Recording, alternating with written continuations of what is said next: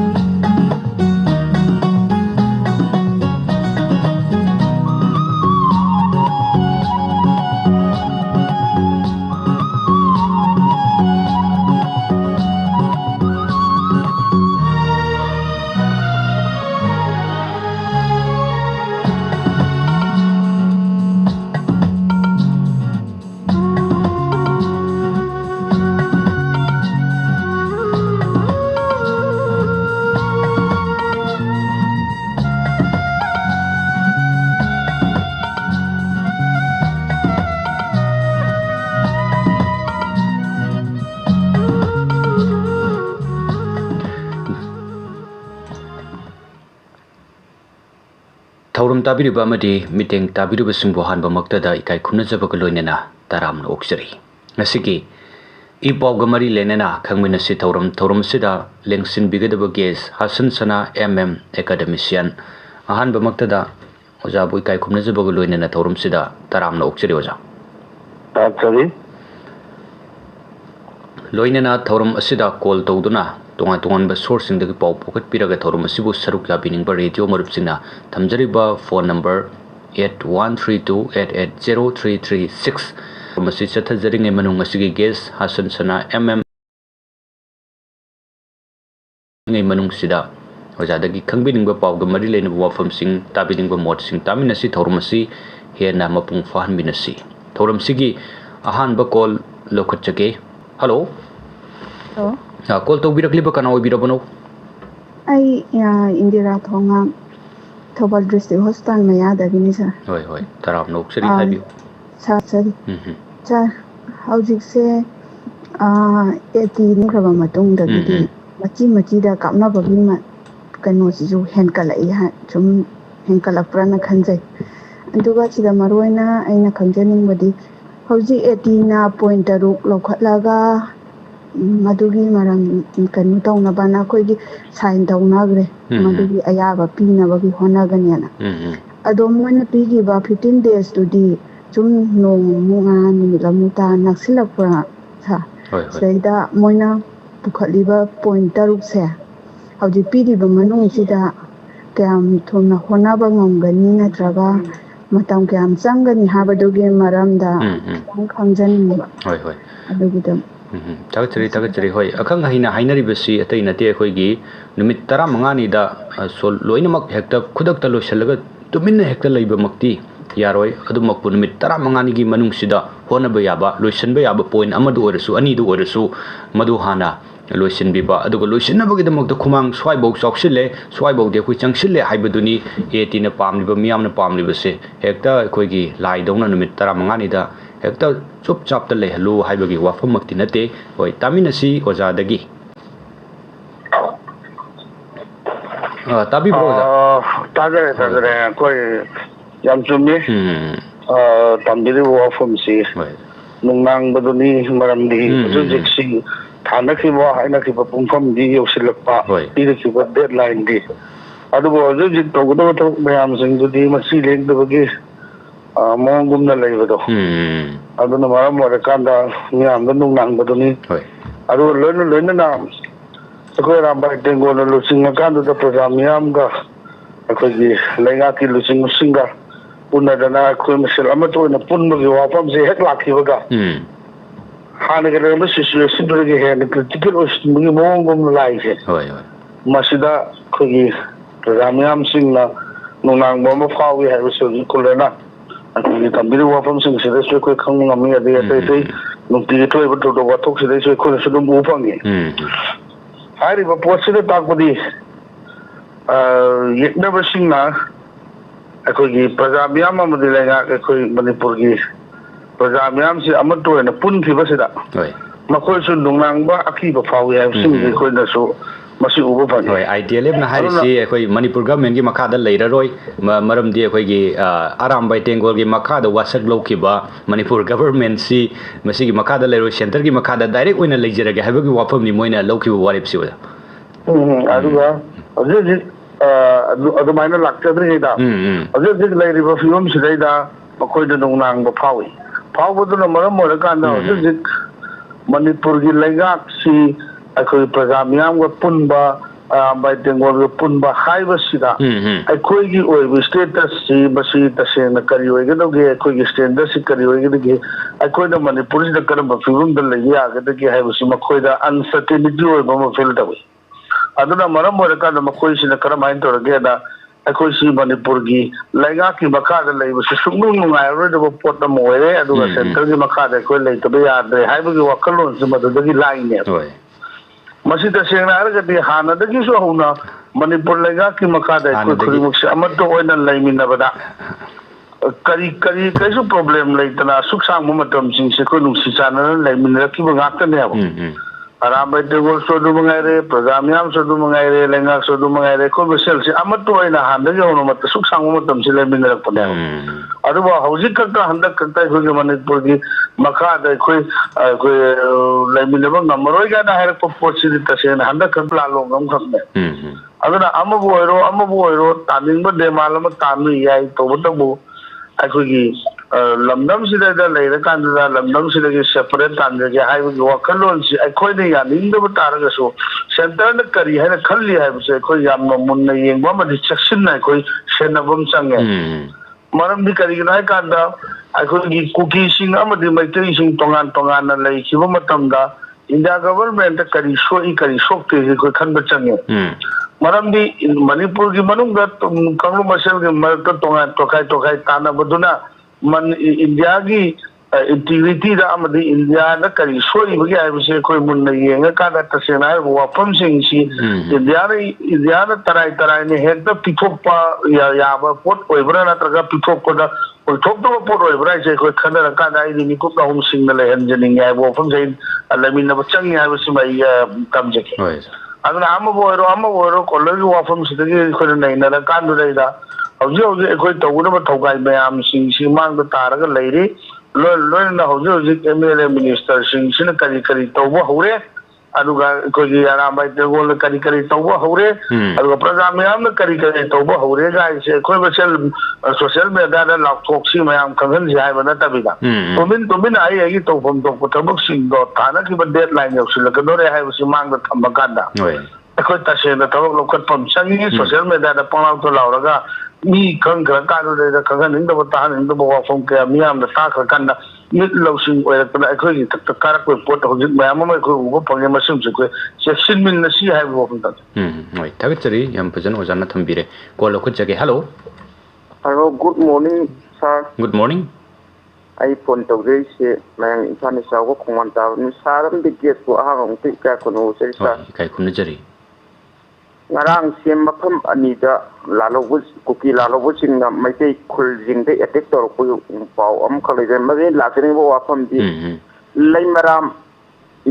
ꯕꯤꯁꯅꯨꯄꯨꯔ ꯗꯤꯁꯇ꯭ꯔꯤꯛꯀꯤ ꯂꯩꯃꯔꯥꯝ ꯑꯗꯨꯒ ꯏꯝꯐꯥꯜ ꯏꯁꯀꯤ ꯑꯩꯈꯣꯏꯒꯤ ꯁꯤꯅꯥꯝ ꯍꯥꯏꯕꯁꯤ ꯑꯩꯈꯣꯏꯒꯤ ꯈꯨꯟ ꯃꯩꯇꯩ ꯈꯨꯜ ꯑꯃ ꯇꯥꯔꯒ ꯃꯊꯪꯗ ꯀꯣꯝ ꯑꯃꯨꯛ ꯇꯥꯔꯒ ꯀꯣꯝꯒꯤ ꯃꯊꯛꯇ ꯑꯩꯈꯣꯏꯒꯤ ꯀꯨꯀꯤ ꯑꯗꯨ ꯍꯥꯏꯕꯁꯤꯡꯁꯦ ꯁꯤꯅꯥꯝ ꯍꯥꯏꯕ ꯈꯨꯟꯁꯤꯗ ꯑꯩ ꯌꯥꯝ ꯀꯨꯏꯅ ꯂꯩꯖꯔꯝꯃꯦ ꯑꯗꯣ ꯍꯥꯏꯕ ꯃꯐꯝꯁꯤꯗꯩꯗ ꯂꯥꯟꯁꯦ ꯍꯧꯖꯤꯛ ꯀꯨꯀꯤꯈꯩꯅ ꯀꯨꯀꯤ ꯃꯤꯂꯤꯇꯦꯟꯈꯩꯁꯤꯅ ꯑꯦꯇꯦꯛ ꯇꯧꯔꯛꯄꯅꯦ ꯀꯣꯡꯒꯤ ꯈꯨꯜ ꯑꯃ ꯂꯥꯟꯊꯣꯛꯑꯒꯅꯤꯀꯣ ꯍꯥꯏꯁꯦ ꯑꯗꯨꯅ ꯃꯁꯤꯁꯤꯗ ꯑꯩꯈꯣꯏꯒꯤ ꯃꯩꯇꯩ ꯈꯨꯜ ꯉꯥꯛꯄ ꯚꯣꯂꯟꯇꯤꯌꯥꯔꯁꯤꯡꯁꯦ ꯀꯔꯤꯒꯨꯝꯕ ꯍꯟꯗꯨꯅ ꯀꯥꯞꯄ ꯃꯇꯝꯗ ꯀꯣꯡꯒꯤ ꯏꯆꯤꯟ ꯏꯅꯥꯎꯈꯩꯅ ꯁꯣꯛꯑꯒꯗꯤ ꯀꯣꯡꯒꯤ ꯏꯆꯤꯟ ꯏꯅꯥꯎꯈꯩꯁꯤꯅ ꯃꯩꯇꯩꯅ ꯑꯩꯈꯣꯏꯗ ꯑꯦꯇꯦꯛ ꯇꯧꯔꯛꯑꯦ ꯑꯃꯨꯛ ꯍꯥꯏꯕꯤꯒꯗꯕꯅꯤ ꯃꯁꯤ ꯌꯥꯝ ꯂꯨꯕ ꯄꯣꯖꯤꯁꯟ ꯑꯃꯗꯤ ꯑꯣꯏꯕ ꯑꯗꯨꯒ ꯃꯁꯤꯒꯤ ꯃꯊꯪꯗ ꯑꯩꯈꯣꯏꯒꯤ ꯇꯝꯄꯥꯛꯇꯅ ꯑꯩꯈꯣꯏꯒꯤ ꯑꯣꯄꯔꯦꯁꯟꯗ ꯕꯣꯝ ꯌꯥꯎꯅ ꯈꯨꯠꯂꯥꯏ ꯀꯌꯥ ꯐꯥꯒꯠꯈ꯭ꯔꯦ ꯋꯥꯡꯒꯣꯏꯒꯤ ꯗꯤꯁꯇ꯭ꯔꯤꯛꯀꯤ ꯋꯥꯡꯒꯣꯏꯒꯤ ꯀꯩꯅꯣ ꯆꯟꯕ ꯑꯩꯈꯣꯏ ꯑꯦꯁꯦꯝꯕ꯭ꯂꯤ ꯀꯟꯁꯇꯤꯇ꯭ꯌꯨꯟꯁꯤ ꯆꯟꯕ ꯃꯅꯨꯡꯗ ꯑꯗꯒꯤ ꯂꯤꯂꯣꯡꯒꯤ ꯃꯅꯨꯡꯁꯤꯗ ꯇꯧꯕ ꯑꯁꯣꯝꯗ ꯀꯥꯞꯅꯕ ꯑꯐꯕ ꯈꯨꯠꯂꯥꯏ ꯄꯥꯏꯗꯨꯅ ꯀꯥꯞꯅꯔꯒ ꯁꯣꯝꯗꯅ ꯇꯝꯄꯥꯛꯁꯤꯗ ꯀꯣꯝꯕꯤꯡ ꯑꯣꯄꯔꯦꯁꯟ ꯍꯦꯛ ꯇꯧꯔꯒ ꯈꯨꯠꯂꯥꯏ ꯀꯌꯥ ꯐꯥꯒꯠꯄꯁꯤꯅ ꯃꯅꯤꯄꯨꯔꯒꯤ ꯍꯧꯖꯤꯛ ꯑꯣꯏꯔꯤꯕ ꯏꯔꯥꯡꯁꯤ ꯇꯪꯗꯨ ꯂꯩꯇꯥꯕ ꯄꯣꯔꯛꯄ ꯉꯝꯒꯗꯧꯔꯤꯕ ꯃꯁꯤꯅ ꯇꯧꯒꯗꯕ ꯊꯕꯛꯇꯅ ꯅꯣꯡꯃꯩ ꯃꯔꯨ ꯇꯥꯕ ꯖꯒꯥ ꯖꯒꯥꯗꯅ ꯑꯩꯈꯣꯏ ꯀꯣꯝꯕꯤꯡ ꯑꯣꯄꯔꯦꯁꯟ ꯍꯦꯛ ꯇꯧꯕꯤꯔꯒ ꯀꯥꯞꯊꯔꯛꯏꯕ ꯑꯀꯞꯄ ꯈꯨꯠꯂꯥꯏ ꯄꯥꯏꯕ ꯃꯐꯝꯁꯤꯗꯅ ꯆꯪꯁꯤꯜꯂꯒ ꯃꯈꯣꯏꯗꯅ ꯄꯣꯛ ꯂꯥꯎꯕꯤꯒꯨꯝꯕ ꯈꯔ ꯍꯦꯛ ꯄꯣꯔꯛꯄꯒꯨꯝꯕ ꯇꯧꯕꯁꯦ ꯃꯁ꯭ꯋꯥꯏ ꯃꯇꯥꯡꯁꯤꯗ ꯃꯁꯤꯁꯤꯅ ꯋꯥꯔꯣꯏꯁꯤꯡꯁꯦ ꯄꯣꯔꯛꯄ ꯉꯝꯒꯗꯧꯔꯤꯕ ꯍꯧꯖꯤꯛ ꯀꯣꯝꯕꯤꯡ ꯑꯣꯄꯔꯦꯁꯟ ꯇꯧꯔꯤꯕꯁꯤꯡꯁꯤꯅ ꯍꯥꯏꯕꯁꯤ ꯃꯇꯥꯡꯁꯤꯗ ꯒꯦꯁꯅ ꯈꯖꯤꯛꯇꯪ ꯃꯔꯤꯛ ꯆꯨꯝꯅ ꯃꯤꯌꯥꯝꯗ ꯈꯪꯕ ꯌꯥꯕ ꯈꯖꯤꯛꯇꯪ ꯐꯣꯡꯗꯣꯛꯄꯤꯔꯝꯃꯨ ꯍꯣꯏ ꯀꯣꯝꯕꯤꯡ ꯑꯣꯄꯔꯦꯁꯟ ꯇꯧꯕ ꯈꯛꯅꯗꯤ ꯋꯥꯔꯣꯏꯁꯤꯟ ꯄꯨꯔꯛꯀꯅꯤ ꯍꯥꯏꯕꯒꯤ ꯋꯥꯈꯜꯂꯣꯟꯁꯨ ꯂꯩꯕꯨꯗꯤ ꯂꯩꯔꯝꯃꯣꯏ ꯃꯈꯣꯏꯗꯁꯨ ꯑꯗꯨꯕꯨ ꯃꯁꯤ ꯈꯤꯇꯪ ꯈꯖꯤꯛ ꯍꯟꯊꯅꯕꯒꯤ ꯂꯝꯕꯤ ꯑꯣꯏꯔꯝꯕ ꯌꯥꯏ ꯑꯗꯨꯕꯨ ꯄꯨꯛꯆꯦꯜ ꯁꯦꯡꯅ ꯇꯧꯕꯤꯌꯨ ꯍꯥꯏꯕꯅꯤ ꯑꯣꯖꯥ ꯃꯐꯝ ꯈꯔꯈꯛ ꯈꯜꯂꯒ ꯍꯦꯛꯇ ꯇꯧꯕ ꯅꯠꯇꯕꯗ ꯑꯩꯈꯣꯏ ꯆꯞ ꯃꯥꯟꯅꯕ ꯃꯤꯠꯌꯦꯡꯗ ꯊꯃꯣꯏ ꯁꯦꯡꯅ ꯇꯧꯕꯤꯌꯨ ꯍꯥꯏꯕꯒꯤ ꯋꯥꯐꯝ ꯃꯥꯜꯂꯤ ꯀꯣꯂꯔꯒꯤꯁꯨ ꯑꯣꯖꯥ ꯍꯣꯏ ꯑꯩꯈꯣꯏꯒꯤ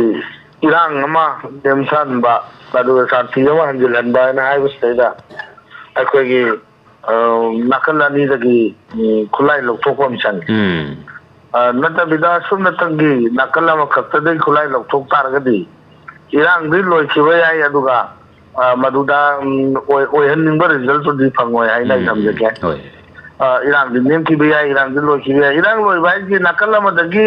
ꯈꯨꯠꯂꯥꯏ ꯂꯣꯏ ꯂꯧꯊꯣꯛꯑꯗꯤ ꯅꯥꯀꯜ ꯑꯃꯗ ꯂꯣꯏ ꯁꯤꯟꯅꯔꯗꯤ ꯅꯥꯀꯟꯗꯨ ꯇꯨꯝꯅ ꯂꯣꯏꯁꯟꯈ꯭ꯔꯗꯤ ꯏꯔꯥꯡꯗꯣ ꯑꯗꯨꯝ ꯂꯣꯏꯔꯦꯗꯅꯀꯣ ꯑꯗꯨꯅ ꯃꯗꯨꯋꯥꯏꯒꯤ ꯑꯦꯔꯤꯌꯥꯗꯨꯅꯤ ꯃꯗꯨ ꯄ꯭ꯔꯖꯥ ꯃꯌꯥꯝꯅ ꯑꯩꯈꯣꯏꯒꯤ ꯄꯥꯝꯃꯤꯕꯁꯤꯗꯤ ꯃꯗꯨ ꯅꯠꯇꯦ ꯑꯩꯈꯣꯏꯒꯤ ꯇꯁꯦꯡꯅ ꯌꯥꯝꯅ ꯐꯖꯕ ꯌꯥꯝꯅ ꯑꯩꯈꯣꯏꯒꯤ ꯇꯝꯄꯥꯛꯀꯤ ꯄ꯭ꯔꯖꯥꯁꯤꯡ ꯌꯥꯝ ꯅꯣꯕꯜ ꯑꯣꯏꯕ ꯄꯣꯂꯥꯏꯠ ꯑꯣꯏꯕ ꯈꯔ ꯃꯇꯥꯡ ꯁ꯭ꯋꯥꯏꯗ ꯊꯝꯖꯩ ꯑꯩꯈꯣꯏ ꯇꯝꯄꯥꯛꯇꯗꯤ ꯅꯣꯡꯃꯩ ꯈꯣꯝꯒꯠꯄ ꯌꯥꯔꯣꯏ ꯑꯩꯁꯦ ꯁꯨꯡꯍꯥꯏ ꯍꯥꯏꯗꯦ ꯇꯝꯄꯥꯛꯀꯤ ꯄ꯭ꯔꯖꯥꯁꯤꯡꯅ ꯑꯩ ꯁꯨꯝ ꯇꯥꯖꯕꯗꯀꯣ ꯇꯝꯄꯥꯛꯇꯒꯤ ꯅꯣꯡꯃꯩ ꯈꯣꯝꯒꯠꯂꯗꯤ ꯆꯤꯡꯗꯁꯨ ꯈꯣꯝꯒꯠꯄꯤꯌꯣꯅ ꯍꯥꯏꯕꯒꯤ ꯃꯑꯣꯡ ꯑꯃꯔꯣꯝꯗ ꯁꯣꯝꯗ ꯑꯣꯏꯅ ꯎꯏ ꯍꯥꯏꯗꯤ ꯊꯕꯛꯁꯦ ꯇꯧꯕ ꯀꯥꯟꯗ ꯑꯩꯈꯣꯏꯒꯤ ꯏꯝꯐꯥꯜꯗ ꯇꯧ ꯌꯥꯔꯣꯏ ꯃꯅꯤꯄꯨꯔꯗ ꯇꯧ ꯌꯥꯔꯣꯏ ꯊꯧꯕꯥꯜꯗ ꯇꯧ ꯌꯥꯔꯣꯏ ꯀꯥꯏꯅ ꯍꯥꯏꯕꯒꯤ ꯄꯣꯠꯇꯨ ꯅꯠꯇꯕ ꯁꯨꯝ ꯊꯧꯕꯥꯜꯗ ꯏꯝꯐꯥꯜꯗ ꯇꯧꯔꯤꯕꯗꯨꯒ ꯆꯞ ꯃꯥꯟꯅꯅ ꯆꯤꯡꯗꯁꯨ ꯇꯧꯕꯤꯌꯣꯅ ꯍꯥꯏꯕꯒꯤ ꯄꯣꯠ ꯑꯃ ꯂꯩ ꯍꯥꯏꯗꯤ ꯑꯩꯈꯣꯏ ꯅꯣꯡꯃꯩ ꯁꯨꯡꯄꯥꯏ ꯄꯥꯏꯔꯣꯏ ꯑꯩꯈꯣꯏ ꯀꯥꯞꯅꯈꯤꯅꯤ ꯑꯩꯈꯣꯏ ꯍꯥꯠꯇꯣꯛꯅꯈꯤꯅꯤ ꯍꯥꯏꯕꯒꯤ ꯄꯣꯠꯇꯨ ꯂꯩꯇꯦꯕ ꯑꯩꯈꯣꯏ ꯀꯥꯞꯅꯅꯨ ꯍꯥꯏꯔꯗꯤ ꯍꯣꯏ ꯌꯥꯔꯦ ꯑꯩꯈꯣꯏ ꯌꯥꯔꯦ ꯑꯗꯨ ꯑꯣꯏꯇꯥꯔꯗꯤ ꯑꯩꯈꯣꯏꯗꯒꯤ ꯅꯣꯡꯃꯩ ꯂꯧꯊꯣꯛꯄꯒꯨꯝꯅ ꯃꯣꯏꯗꯁꯨ ꯂꯧꯊꯣꯛꯄꯤꯌꯨ ꯍꯥꯏꯕꯗꯨꯅꯦꯕ ꯑꯩꯒꯤ ꯑꯣꯄꯣꯅꯦꯟꯗꯁꯨ ꯂꯧꯊꯣꯛꯄꯤꯌꯨ ꯍꯥꯏꯕꯅꯦꯕ ꯃꯁꯤꯒꯤ ꯃꯁ꯭ꯋꯥꯏꯒꯤ ꯐꯖꯕꯁꯤꯁꯨ ꯑꯩꯈꯣꯏ ꯁꯦꯀ꯭ꯌꯨꯔꯤꯇꯤ ꯄꯔꯁꯣꯅꯦꯜꯁꯤꯡꯅ ꯍꯣꯝ ꯗꯤꯄꯥꯔꯠꯃꯦꯟꯁꯤꯡ ꯎꯕꯤꯕ ꯐꯩ ꯑꯗꯨꯒ ꯂꯣꯏꯅꯅ ꯍꯣꯝ ꯗꯤꯄꯥꯔꯠꯃꯦꯟꯅ ꯑꯉꯝꯕ ꯑꯦꯔꯤꯌꯥꯗ ꯂꯩꯕ ꯄꯣꯠꯁꯤꯡꯗꯨ ꯈꯨꯠꯂꯥꯏꯁꯤꯡꯗꯨ ꯃꯈꯣꯏꯒꯤ ꯄꯣꯄꯨꯂꯔꯤꯇꯤ ꯇꯥꯟꯅꯕ ꯅꯠꯇ꯭ꯔꯒꯅ 26 ꯖꯅꯋꯥꯔꯤꯒꯨꯝꯕꯗ ꯑꯦꯋꯥꯔꯗ ꯐꯪꯅꯕꯒꯤꯗꯃꯛꯇ ꯃꯗꯨꯋꯥꯏꯗ ꯇꯧꯕ ꯑꯣꯏꯔꯒꯗꯤ ꯃꯗꯨ ꯑꯩꯈꯣꯏꯒꯤ ꯂꯥꯟꯒꯅꯤ ꯈꯜꯂꯤ ꯑꯦꯅꯤꯋꯦ ꯑꯃꯕꯨ ꯑꯣꯏꯔꯦ ꯑꯩꯈꯣꯏꯒꯤ ꯄ꯭ꯔꯖꯥ ꯃꯌꯥꯝꯅ ꯍꯦꯛꯇ ꯈꯨꯠꯇ ꯅꯣꯡꯃꯩ ꯄꯥꯏꯔꯀꯥꯟꯗꯨꯗ ꯄ꯭ꯔꯖꯥ ꯑꯃꯅ ꯍꯦꯛꯇ ꯆꯠꯂꯀꯥꯟꯗ ꯍꯦꯛꯇ ꯀꯥꯞꯅꯕ ꯍꯥꯏꯗꯣ ꯑꯥꯏꯟꯅ ꯌꯥꯗꯕ ꯄꯣꯠ ꯑꯣꯏꯕꯅꯤꯅ ꯃꯗꯨꯒꯤ ꯑꯥꯏꯟꯒꯤ ꯋꯥꯡꯃꯗ ꯂꯩꯕ ꯄꯣꯠꯁꯤꯡꯗꯨ ꯑꯥꯏꯟꯕꯨ ꯁꯦꯟꯅꯔꯤꯕꯁꯤꯡꯅ ꯇꯧꯕ ꯍꯥꯏꯁꯦ ꯃꯁꯥ ꯇꯥꯕꯗꯤ ꯃꯊꯧ ꯇꯥꯏ ꯇꯧꯕꯇꯕꯨ ꯑꯥꯏꯟ ꯍꯥꯏꯕꯁꯦ ꯃꯐꯝ ꯑꯃꯈꯛꯇ ꯇꯨꯡꯉꯒ ꯂꯩꯕ ꯄꯣꯠ ꯅꯠꯇꯦ ꯂꯩꯕꯥꯛꯀꯤ ꯀꯥꯆꯤꯟ ꯀꯣꯌꯥ ꯊꯨꯡꯅ ꯌꯦꯟꯊꯣꯛꯑꯒ ꯂꯩꯕ ꯄꯣꯠ ꯑꯃꯅꯤꯅ ꯁ꯭ꯋꯥꯏꯗ ꯆꯠꯅꯔꯤꯕ ꯑꯥꯏꯟꯗꯣ ꯁ꯭ꯋꯥꯏꯗꯁꯨ ꯆꯠꯅꯍꯟꯕꯤꯌꯨ ꯍꯥꯏꯕꯒꯤ ꯄꯣꯠꯁꯤꯃꯗꯤ ꯌꯦꯡꯁꯤꯟꯅꯅꯤ ꯁ꯭ꯋꯥꯏꯗ ꯍꯣꯏ ꯊꯥꯒꯠꯆꯔꯤ ꯑꯣꯖꯥ ꯀꯣꯜ ꯂꯧꯈꯠꯆꯒꯦ ꯍꯜꯂꯣ ꯀꯣꯜꯁꯤ ꯂꯥꯏꯟꯁꯤ ꯇꯠꯈ꯭ꯔꯦ ꯃꯔꯛꯁꯤꯗ ꯑꯩꯈꯣꯏꯒꯤ ꯊꯧꯔꯝꯁꯤ ꯅꯧꯅ ꯁꯔꯨꯛ ꯌꯥꯕꯤꯅꯤꯡꯕ ꯃꯔꯨꯞꯁꯤꯡꯅ ꯐꯣꯟ ꯅꯝꯕꯔꯁꯤ ꯈꯪꯕꯤꯔꯝꯗꯕ ꯌꯥꯎꯕꯤꯕꯁꯤꯡ ꯐꯣꯟ ꯅꯝꯕꯔ ꯈꯪꯕꯤꯅꯕꯒꯤꯗꯃꯛꯇ ꯑꯃꯨꯛꯇꯪ ꯅꯤꯡꯁꯤꯡꯖꯔꯛꯀꯦ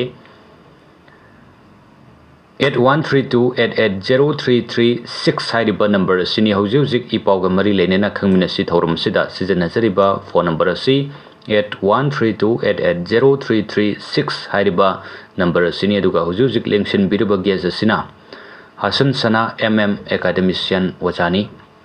तोंगान तोंगान सोर्स सिंदगी पाव पुखटपिरक्लगा ओजादगी खंगबिनिंग बताबिनिंग बा पावगा मरी लेनबा वाफम सिंग तामिनसी ꯑꯗꯨꯒ ꯑꯣꯖꯥ ꯑꯩꯈꯣꯏ ꯉꯔꯥꯡ ꯅꯍꯥꯟ ꯅꯨꯃꯤꯠ ꯅꯣꯡꯃ ꯅꯤꯅꯤꯁꯤꯒꯤ ꯃꯃꯥꯡꯁꯤꯗ ꯀꯩꯕꯨꯜ ꯂꯝꯖꯥꯎꯁꯤꯗ ꯑꯩꯈꯣꯏꯒꯤ ꯁꯥ ꯑꯇꯥꯡꯕ ꯑꯩꯈꯣꯏ ꯃꯈꯜꯒꯤ ꯑꯩꯈꯣꯏꯒꯤ ꯁꯖꯤꯁꯤꯡꯁꯤ ꯂꯥꯡ ꯊꯥꯛꯑꯒ ꯍꯥꯠꯄꯒꯤ ꯊꯕꯛꯁꯤ ꯆꯠꯊꯔꯝꯕꯁꯤ ꯑꯔꯥꯝꯕꯥꯏꯒꯤ ꯌꯨꯅꯤꯠ ꯑꯃꯅ ꯃꯗꯨ ꯌꯦꯡꯕ ꯃꯇꯝꯗ ꯃꯗꯨꯗ ꯑꯩꯈꯣꯏ ꯁꯤꯔꯒ ꯂꯩꯔꯝꯕ ꯑꯗꯨꯒ ꯍꯥꯟꯅ ꯌꯥꯝꯅ ꯀꯨꯏꯔꯕ ꯃꯇꯝꯒꯤ ꯁꯔꯨ ꯁꯔꯥꯡ ꯈꯔ ꯀꯨꯏꯔꯅ ꯁꯤꯔꯕꯒꯤ ꯑꯗꯨꯁꯨ ꯐꯪꯕ ꯑꯗꯨꯒ ꯃꯈꯣꯏꯅ ꯂꯥꯡ ꯊꯥꯛꯑꯒ ꯐꯥꯔꯝꯃꯤꯕ ꯁꯖꯤꯁꯤ ꯃꯁꯤ ꯑꯩꯈꯣꯏꯒꯤ ꯅꯥꯎꯄꯨꯔꯕ ꯃꯆꯥ ꯑꯩꯈꯣꯏꯒꯤ ꯃꯕꯨꯛꯇ ꯄꯨꯔꯕ ꯑꯗꯨꯒꯨꯝꯕ ꯑꯃꯈꯛꯅꯤ ꯌꯥꯝ ꯅꯨꯡꯉꯥꯏꯇꯕ ꯐꯤꯕꯝꯅꯤ ꯁꯨꯃꯥꯏꯅ ꯇꯧꯗꯅ ꯑꯩꯈꯣꯏ ꯂꯥꯡꯁꯤ ꯃꯁꯤꯡ ꯃꯌꯥꯝ ꯑꯃ ꯃꯈꯣꯏꯅ ꯗ꯭ꯔꯥꯏꯕ ꯆꯠꯊꯕꯁꯤꯗ ꯃꯁꯤ ꯐꯥꯔꯦ ꯑꯗꯨꯒ ꯃꯇꯨꯡ ꯇꯥꯔꯛꯄꯗ ꯁꯗꯥꯟꯕꯁꯤ ꯑꯃꯨꯛ ꯍꯟꯅ ꯍꯥꯏꯔꯤꯕ ꯀꯩꯕꯨꯜ ꯂꯝꯖꯥꯎꯁꯤꯗ ꯆꯪꯗꯅꯕꯒꯤꯗꯃꯛꯇ ꯃꯈꯣꯏꯅ ꯌꯦꯡꯁꯤꯜꯂꯅꯤ ꯊꯤꯡꯒꯅꯤ ꯍꯥꯏꯕꯒꯤ ꯑꯔꯥꯝꯕꯥꯏ ꯌꯨꯅꯤꯠ ꯑꯃꯅꯁꯨ ꯐꯣꯡꯗꯣꯛꯄꯁꯨ ꯑꯗꯨꯝ ꯂꯩꯔꯤ ꯌꯥꯝ ꯀꯟꯅ ꯃꯤꯠꯌꯦꯡ ꯆꯪꯒꯅꯤ ꯍꯥꯏꯕꯒꯤ ꯋꯥꯐꯝꯗ ꯑꯗꯣ ꯇꯧꯔꯤꯕ ꯃꯑꯣꯡꯁꯤꯗ ꯑꯣꯖꯥ ꯑꯩꯈꯣꯏꯒꯤ ꯋꯥꯈꯜꯂꯣꯟꯁꯤ ꯀꯔꯤꯅꯣ ꯈꯪꯗꯕ ꯑꯩꯈꯣꯏ ꯃꯔꯛꯁꯤꯗ ꯑꯩꯈꯣꯏꯒꯤ ꯃꯤ ꯁꯤꯅꯗꯅ ꯍꯥꯠꯅꯗꯅ ꯇꯧꯔꯤꯉꯩ ꯃꯔꯛ ꯃꯁꯤ ꯍꯥꯟꯅꯗꯒꯤꯅꯤ ꯑꯗꯨꯕꯨ ꯍꯟꯗꯛꯅ ꯍꯦꯟꯅ ꯃꯁꯤ ꯑꯩꯈꯣꯏ ꯁꯗꯥꯟꯕꯁꯤꯡꯗꯗꯤ ꯈꯨꯗꯣꯡ ꯆꯥꯔꯝꯕꯁꯨ ꯌꯥꯏ ꯂꯥꯜꯒꯤ ꯅꯥꯀꯜ ꯑꯃꯈꯛꯇ ꯑꯩꯈꯣꯏꯒꯤ ꯂꯩꯉꯥꯛꯁꯨ ꯃꯤꯌꯥꯝꯁꯨ ꯑꯣꯟꯁꯤꯟꯅꯔꯤꯉꯩ ꯃꯔꯛꯁꯤꯗ ꯁꯤꯒꯨꯝꯕ ꯐꯠꯇꯅ ꯑꯗꯨꯝ ꯐꯠꯇꯕ ꯋꯥꯈꯜ ꯆꯦꯔ ꯂꯥꯛꯄꯁꯤꯡꯒꯤꯗꯤ ꯑꯗꯨꯝ ꯐꯠꯇꯅ ꯇꯧꯕꯁꯤ ꯃꯈꯣꯏꯒꯤꯗꯤ ꯁꯤꯒꯨꯝꯕ ꯏꯔꯥꯡ ꯄꯔꯥꯡ ꯂꯥꯛꯄꯁꯤꯗ ꯑꯃꯨꯛ ꯍꯦꯟꯅ ꯅꯨꯡꯉꯥꯏꯕ ꯍꯥꯏꯗꯨ ꯊꯣꯛꯑꯝꯒꯗꯧꯔꯤꯅꯣ ꯑꯣꯖꯥ ꯃꯣꯏꯒꯤ ꯋꯥꯈꯜꯁꯤꯗ ꯂꯩꯔꯤꯁꯤ ꯑꯣꯖꯥ ꯇꯥꯡꯈ꯭ꯔꯕ ꯃꯈꯜꯒꯤ ꯁꯥ ꯂꯩꯔꯤꯕ ꯑꯩꯈꯣꯏꯒꯤ ꯃꯅꯤꯄꯨꯔꯗ ꯀꯩꯕꯨꯜ ꯂꯝꯖꯥꯎꯗ ꯐꯪꯉꯤꯕ ꯁꯥ ꯃꯈꯜꯁꯤꯡꯁꯤ ꯃꯁꯤ ꯍꯥꯠꯅꯅꯕ ꯐꯥꯅꯅꯕꯒꯤꯗꯃꯛꯇ ꯂꯥꯡ ꯊꯥꯛꯇꯅꯒ ꯍꯣꯠꯅꯔꯤꯕ ꯋꯥꯈꯜꯂꯣꯟꯁꯤ ꯑꯣꯖꯥ ꯃꯁꯤ ꯁ꯭ꯋꯥꯏꯁꯤꯗ ꯈꯤꯇꯪ ꯃꯈꯣꯏꯒꯤ ꯋꯥꯈꯜꯁꯤ ꯀꯃꯥꯏꯅ ꯎꯕꯤꯕꯒꯦ ꯑꯗꯨ ꯈꯤꯇꯪ ꯊꯝꯕꯤꯌꯨ ꯑꯣꯖꯥ ꯑꯩꯈꯣꯏ ꯃꯤ ꯍꯥꯠꯄ ꯈꯛꯇ ꯅꯠꯇꯦ ꯑꯩꯈꯣꯏꯅ ꯇꯝꯊꯤꯅ ꯎꯕ ꯌꯥꯕꯁꯦ ꯑꯩꯈꯣꯏ ꯁꯥ ꯎꯆꯦꯛꯁꯤꯡꯁꯤꯕꯨ ꯍꯥꯠꯇꯣꯛꯏꯕ ꯃꯤꯑꯣꯏꯁꯤꯡꯁꯦ ꯃꯈꯣꯏꯁꯤꯡꯁꯤꯅ ꯃꯤ ꯑꯃ ꯍꯥꯠꯄ ꯒꯥꯏꯁꯤ ꯃꯈꯣꯏꯗ ꯑꯩꯈꯣꯏꯒꯤ ꯂꯨꯅ ꯊꯣꯛꯑꯦꯕ ꯍꯥꯏꯕꯒꯤ ꯑꯗꯨꯗꯤ ꯁꯥ ꯍꯥꯠꯄ ꯉꯝꯃꯒꯗꯤ ꯆꯞ ꯃꯥꯟꯅꯩ ꯑꯗꯨꯅ ꯃꯤꯑꯣꯏꯕ ꯑꯃ ꯍꯥꯠꯇꯣꯛꯄ ꯍꯥꯏꯗꯨꯗ ꯁꯥ ꯍꯥꯠꯄ ꯉꯝꯃꯤꯕ ꯃꯤꯗꯨꯒ ꯑꯗꯨꯒ ꯁꯥ ꯍꯥꯠꯄ ꯉꯝꯗ꯭ꯔꯤꯕ ꯃꯤꯗꯨꯒꯗꯤ ꯈꯦꯠꯅꯕ ꯈꯔ ꯑꯗꯨꯝ ꯂꯩꯅꯦ ꯑꯗꯨꯅ ꯃꯁ꯭ꯋꯥꯏꯁꯤ ꯑꯩꯈꯣꯏ ꯌꯥꯝ ꯁꯦꯔꯤꯌꯁꯂꯤ ꯗꯤꯜ ꯇꯧꯕ ꯑꯃ ꯆꯪꯉꯤ ꯁꯥꯕꯨ ꯃꯔꯛꯇ ꯂꯦꯟꯊꯠꯂꯀꯥꯟꯗ ꯃꯁꯥ ꯂꯦꯟꯊꯠꯂꯀꯥꯟꯗ ꯍꯨꯟꯇꯣꯛꯑꯝꯕ ꯑꯗꯨꯋꯥꯏꯒꯤ ꯐꯤꯕꯝꯗꯣ ꯑꯩꯈꯣꯏ ꯈꯤꯇꯪ ꯀꯨꯞꯅ ꯌꯦꯡꯕ ꯆꯪꯉꯤ ꯃꯔꯝꯗꯤ ꯀꯩꯅꯣ ꯍꯥꯏꯀꯥꯟꯗ ꯑꯗꯨꯁꯨ ꯌꯨꯝꯗ ꯌꯣꯛꯄ ꯅꯠꯇꯕ ꯌꯨꯝꯗ ꯆꯥꯅꯕꯅꯦꯅ ꯊꯝꯕ ꯅꯠꯇꯕ ꯌꯥꯝꯅ ꯇꯥꯡꯕ ꯆꯥ ꯃꯤꯄꯨꯝ ꯈꯨꯗꯤꯡꯃꯛꯅ ꯁꯦꯟꯅꯔꯤꯕ ꯁꯥ ꯑꯃ ꯇꯨꯃꯤꯟꯅ ꯍꯨꯔꯥꯜꯂꯀꯥꯟꯗ ꯃꯗꯨꯒꯤ ꯑꯗꯨꯁꯨ ꯁꯤꯔꯕ ꯇꯥꯟꯖꯥꯁꯤꯗꯩꯗ ꯃꯗꯨ ꯑꯗꯨꯋꯥꯏꯗꯨ ꯌꯦꯡꯕ ꯆꯪꯉꯤ ꯑꯗꯨꯒ ꯇꯝꯄꯥꯛꯀꯤ ꯏꯆꯤꯜ ꯏꯅꯥꯎꯁꯤꯡꯁꯤꯅ ꯇꯁꯦꯡꯅ ꯃꯗꯨ ꯇꯧꯕ ꯑꯣꯏꯔꯝ ꯇꯥꯔꯒꯗꯤ ꯈ꯭ꯋꯥꯏꯗꯒꯤ ꯍꯦꯟꯅ ꯑꯃꯨꯛ ꯍꯦꯟꯅ ꯂꯥꯏꯕꯛ ꯊꯤꯕ ꯑꯃꯈꯛꯅꯤ ꯑꯗꯨꯒ ꯅꯠꯇꯕꯤꯗ ꯆꯤꯡꯒꯤ ꯏꯆꯤꯜ ꯏꯅꯥꯎꯁꯤꯡꯅ ꯇꯧꯔꯝꯕ ꯄꯣꯠ ꯑꯣꯏꯕ ꯇꯥꯔꯒꯗꯤ ꯃꯗꯨꯗꯤ ꯑꯉꯛꯄ ꯅꯠꯇꯦꯅ ꯑꯩ ꯊꯝꯖꯒꯦ ꯃꯔꯝꯗꯤ ꯇꯝꯄꯥꯛꯀꯤ ꯏꯆꯤꯜ ꯏꯅꯥꯎꯁꯤꯡꯁꯤना ꯍꯨꯔꯥꯜꯂꯒ ꯆꯥꯖꯕꯒꯤ ꯋꯥꯅꯤ ꯆꯤꯡꯒꯤ ꯏꯆꯤꯜ ꯏꯅꯥꯎꯁꯤꯡꯁꯤꯗꯤ ꯃꯈꯣꯏꯒꯤ ꯗꯤꯁꯇ꯭ꯔꯤꯛ ꯍꯦꯗ ꯀ꯭ꯋꯥꯇꯔꯁꯤꯡꯁꯤꯗ ꯐꯣꯡꯅ ꯌꯣꯟꯕ ꯑꯩꯈꯣꯏꯅ ꯃꯃꯥꯡꯗꯁꯨ ꯀꯌꯥ ꯀꯟꯅ ꯎꯖꯈꯤꯑꯕꯀꯣ ꯁꯖꯤ ꯆꯉꯥꯏ ꯁꯥꯒꯥꯁꯤ ꯐꯣꯡꯅ ꯌꯥꯜꯂ ꯂꯝꯕꯤꯗ ꯌꯣꯟꯕ ꯍꯥꯏꯇꯥꯔꯦ ꯁ꯭ꯀꯨꯏꯔꯦꯜꯒꯨꯝꯕ ꯀꯩꯒꯨꯝꯕ ꯑꯗꯣ ꯀꯅꯥꯅꯁꯨ ꯀꯩꯁꯨ ꯍꯥꯏꯕ ꯂꯩꯇꯦ ꯄꯨꯂꯤꯁꯁꯨ ꯂꯩ ꯁꯤꯄꯥꯏꯁꯨ ꯂꯩ ꯀꯅꯥꯅꯁꯨ ꯀꯩꯁꯨ ꯍꯥꯏꯕ ꯂꯩꯇꯦꯕ ꯑꯗꯣ ꯑꯩꯈꯣꯏꯒꯤ ꯇꯝꯄꯥꯛꯀꯤ ꯂꯨꯆꯤꯡꯕꯁꯤꯡ ꯑꯗꯨꯒ ꯑꯔꯥꯝꯕꯥꯏ ꯇꯦꯡꯒꯣꯜꯒꯨꯝꯕꯅ ꯁꯥ ꯎꯆꯦꯛ ꯅꯨꯡꯁꯤꯕꯗꯒꯤ ꯈꯔ ꯖꯤꯠ ꯂꯥꯎꯗꯅ ꯈꯣꯡꯖ ꯇꯥꯔꯒꯁꯨ ꯑꯩꯈꯣꯏꯒꯤ ꯁꯤꯄꯥꯏꯒꯨꯝꯕꯁꯤꯅꯗꯤ ꯃꯗꯨ ꯀꯩꯝꯇ ꯍꯥꯏꯕꯤꯗꯦ ꯍꯟꯗꯛꯇꯤ ꯇꯁꯦꯡꯅ ꯑꯔꯥꯝꯕꯥꯏ ꯇꯦꯡꯒꯣꯜꯒꯨꯝꯕꯅꯒ ꯌꯥꯎꯈꯠꯂꯛꯄꯁꯤꯗꯩꯗ ꯃꯈꯣꯏꯅ ꯀꯣꯏꯆꯠ ꯆꯠꯂ ꯊꯤꯒꯠꯂꯛꯄꯁꯤꯗ ꯑꯩꯈꯣꯏꯒꯤ ꯐꯣꯔꯦꯁꯀꯤ ꯗꯤꯄꯥꯔꯠꯃꯦꯟꯒꯤ ꯃꯤꯑꯣꯏꯁꯤꯡꯁꯤ ꯃꯊꯧ ꯇꯧꯔꯝꯗꯦ ꯀꯥꯏꯅ ꯍꯥꯏꯕ ꯄꯣꯠꯇꯨ ꯂꯥꯛꯄꯗꯨꯗ ꯃꯊꯧ ꯇꯧꯋꯤ ꯍꯥꯏꯁꯅꯣꯅ ꯑꯦꯕ꯭ꯔꯤ ꯍꯤꯌꯔ ꯑꯦꯟ ꯗꯤꯌꯔ ꯈꯔ ꯆꯦꯟ ꯆꯣꯡꯗꯅ ꯑꯗꯨꯝ ꯇꯧꯅꯩ ꯑꯩꯈꯣꯏꯒꯤ ꯗꯤꯄꯥꯔꯠꯃꯦꯟꯒꯤ ꯃꯤꯑꯣꯏꯁꯤꯡꯁꯤ ꯆꯦꯟ ꯆꯣꯡꯕ ꯎꯏ ꯍꯟꯗꯛꯁꯤ ꯃꯁꯤꯁꯨ ꯑꯃꯕꯨ ꯑꯣꯏꯔꯦ ꯋꯤꯜꯂꯤꯡꯂꯤ ꯅꯠꯇ꯭ꯔꯒꯁꯨ ꯐꯣꯔꯁꯤꯞꯂꯤ मोर खर चेन चोंगना तौबीर तारगदी मदु कानब पोरम खनिदा अदो सु सोमदा तंपाक्ता लबुक्ता कोसेन चेलिंगेदा अखोगी कुनुगुंबु चेमचा सिंग लांथा पाबमी थिनेदा असोमदा चिंगा चौचौ बसा सिंग मणिपुर की तरह पिचिंग मालेम तांग फोंबा जीवसी सुमाय लोइसल तारगदी मकोद तोलोप चाउंग पीर थंबगे आततसु लेरोएबा अदो लोयना तो कमजोर ओफो ममदी चिंगी चिलनाउ सिंग अजिगा हारिबा थबक सिंग तौबो एरम तारगदी अरामबाइद मियन चंगदी हारे सु कसु तौबो यारो कसु तौबो गमय मरम ते नोइदा मियन चंगबासि मोइदि ऑल टाइम मियन चंग अदुम लेरिनि सांगा तैसु नत्रगसु अदो लोयना मकोइना नानोय तेगना केबला सोशल मीडिया को मद पनगिबदा मोसे साचा द कुइरे आए ओय सोशल मीडिया को मद तेगना पतकदा कुकीज नाउ सिंग सा फंग्रे साचा द कुइरे गाना है अदो न मोसे अदाइदा दा फंग बकरा अदुम अदा दु कोइताइ ताइनरगा मोय तौरपोइने कल्ली अदु मकोइदि मदु अनौब नते अखोइद तौ यावंगना सजी हम चाथोखरेगा संगाय हम फार चाथोमेगा नाय बतोतो लुजबय वानी मदि मदु बराबर दी थोइब थौदोम खरनेबा अदुन अम बोइरे ꯑꯩꯈꯣꯏ ꯗꯤꯄꯥꯔꯠꯃꯦꯟ ꯃꯌꯥꯝꯁꯤꯡꯁꯤ ꯆꯨꯡꯁꯤꯟꯅꯕ ꯑꯃ ꯆꯪꯉꯦ ꯐꯣꯔꯦꯁ ꯗꯤꯄꯥꯔꯠꯃꯦꯟ ꯑꯩꯈꯣꯏꯒꯤ ꯁꯤꯐꯥꯏꯁꯤꯡꯁꯤꯅ ꯄꯨꯂꯤꯁꯁꯤꯡꯁꯤꯅ ꯉꯥꯏꯍꯥꯛꯇꯪ ꯀꯔꯤꯒꯨꯝꯕ ꯃꯇꯝꯗꯁꯨ ꯃꯁꯤꯗꯤ ꯐꯣꯔꯦꯁ ꯗꯤꯄꯥꯔꯠꯃꯦꯟꯒꯤ ꯊꯕꯛꯅꯤ ꯏꯊꯧ ꯅꯠꯇꯦ ꯀꯥꯏꯁꯦ ꯊꯣꯛꯀꯨꯝ ꯇꯧꯕ ꯃꯁꯤꯗꯤ ꯑꯩꯈꯣꯏꯒꯤ ꯊꯕꯛ ꯑꯣꯏꯔꯣꯏꯗꯕ ꯃꯁꯤ ꯑꯩꯈꯣꯏꯅ ꯄꯥꯏꯒꯗꯧꯅꯦꯅ ꯄꯥꯏꯁꯤꯟꯒꯨꯝꯁꯦ ꯇꯧꯕ ꯃꯁꯥꯒꯤ ꯑꯦꯔꯤꯌꯥ ꯎꯕꯁꯦ ꯇꯣꯛꯊꯣꯛꯑꯀꯥꯟꯗ ꯑꯩꯈꯣꯏꯒꯤ ꯂꯩꯔꯤꯕ ꯗꯤꯄꯥꯔꯠꯃꯦꯟ ꯑꯃꯅꯤꯁꯤꯡꯁꯦ ꯁꯝꯅꯔꯒ ꯆꯠꯃꯤꯟꯅꯔꯀꯥꯟꯗꯨꯗ ꯏ ꯄꯥꯎ ꯄꯤꯊꯣꯛ ꯄꯤꯁꯤꯟ ꯇꯧꯔꯀꯥꯟꯗ ꯍꯥꯏꯔꯤꯕ ꯃꯤꯑꯣꯏꯁꯤꯡꯁꯦ ꯇꯝꯄꯥꯛꯀꯤ ꯃꯤꯑꯣꯏꯒꯦ ꯑꯣꯏꯌꯨ ꯆꯤꯡꯒꯤ ꯃꯤꯑꯣꯏꯒꯦ ꯑꯣꯏꯌꯨ ꯃꯁꯤ ꯑꯩꯈꯣꯏ ꯑꯦꯟꯁꯥꯡ ꯑꯍꯥꯎꯕ ꯆꯥꯅꯤꯡ ꯇꯥꯔꯗꯤ ꯖꯦꯜꯒꯤ ꯍꯋꯥꯏ ꯑꯍꯥꯎꯕꯗꯣ ꯍꯋꯥꯏ ꯑꯦꯟꯁꯥꯡ ꯑꯍꯥꯎꯕꯗꯣ ꯄꯤꯖꯕ ꯃꯊꯧ ꯇꯥꯏ ꯊꯥꯒꯠꯆꯔꯤ ꯑꯣꯖꯥ ꯀꯣꯜ ꯂꯧꯈꯠꯆꯒꯦ ꯍꯜꯂꯣ ꯀꯣꯜ ꯇꯧꯕꯤꯔꯛꯂꯤꯕ ꯀꯅꯥ ꯑꯣꯏꯕꯤꯔꯕꯅꯣ ꯁꯥꯔ ꯑꯩ ꯋꯥꯒꯥꯏꯗꯒꯤ ꯀꯤꯔꯇꯤꯆꯥꯂꯣꯡꯅꯤ ꯁꯥꯔ ꯍꯣꯏ ꯇꯔꯥꯝꯅ ꯑꯣꯛꯆꯔꯤ ꯍꯥꯏꯕꯤꯌꯨ ꯁꯥꯔꯅꯤꯕꯨ ꯑꯩ ꯑꯍꯥꯟꯕꯃꯛꯇꯗ ꯏꯀꯥꯏ ꯈꯨꯝꯅꯖꯔꯤ ꯏꯀꯥꯏ ꯈꯨꯝꯅꯖꯔꯤ ꯑꯩꯅ ꯄꯨꯈꯠꯆꯅꯤꯡꯕ ꯑꯃꯈꯛꯇꯪ ꯑꯩꯈꯣꯏꯒꯤ ꯉꯔꯥꯡ ꯅꯍꯥꯟꯗ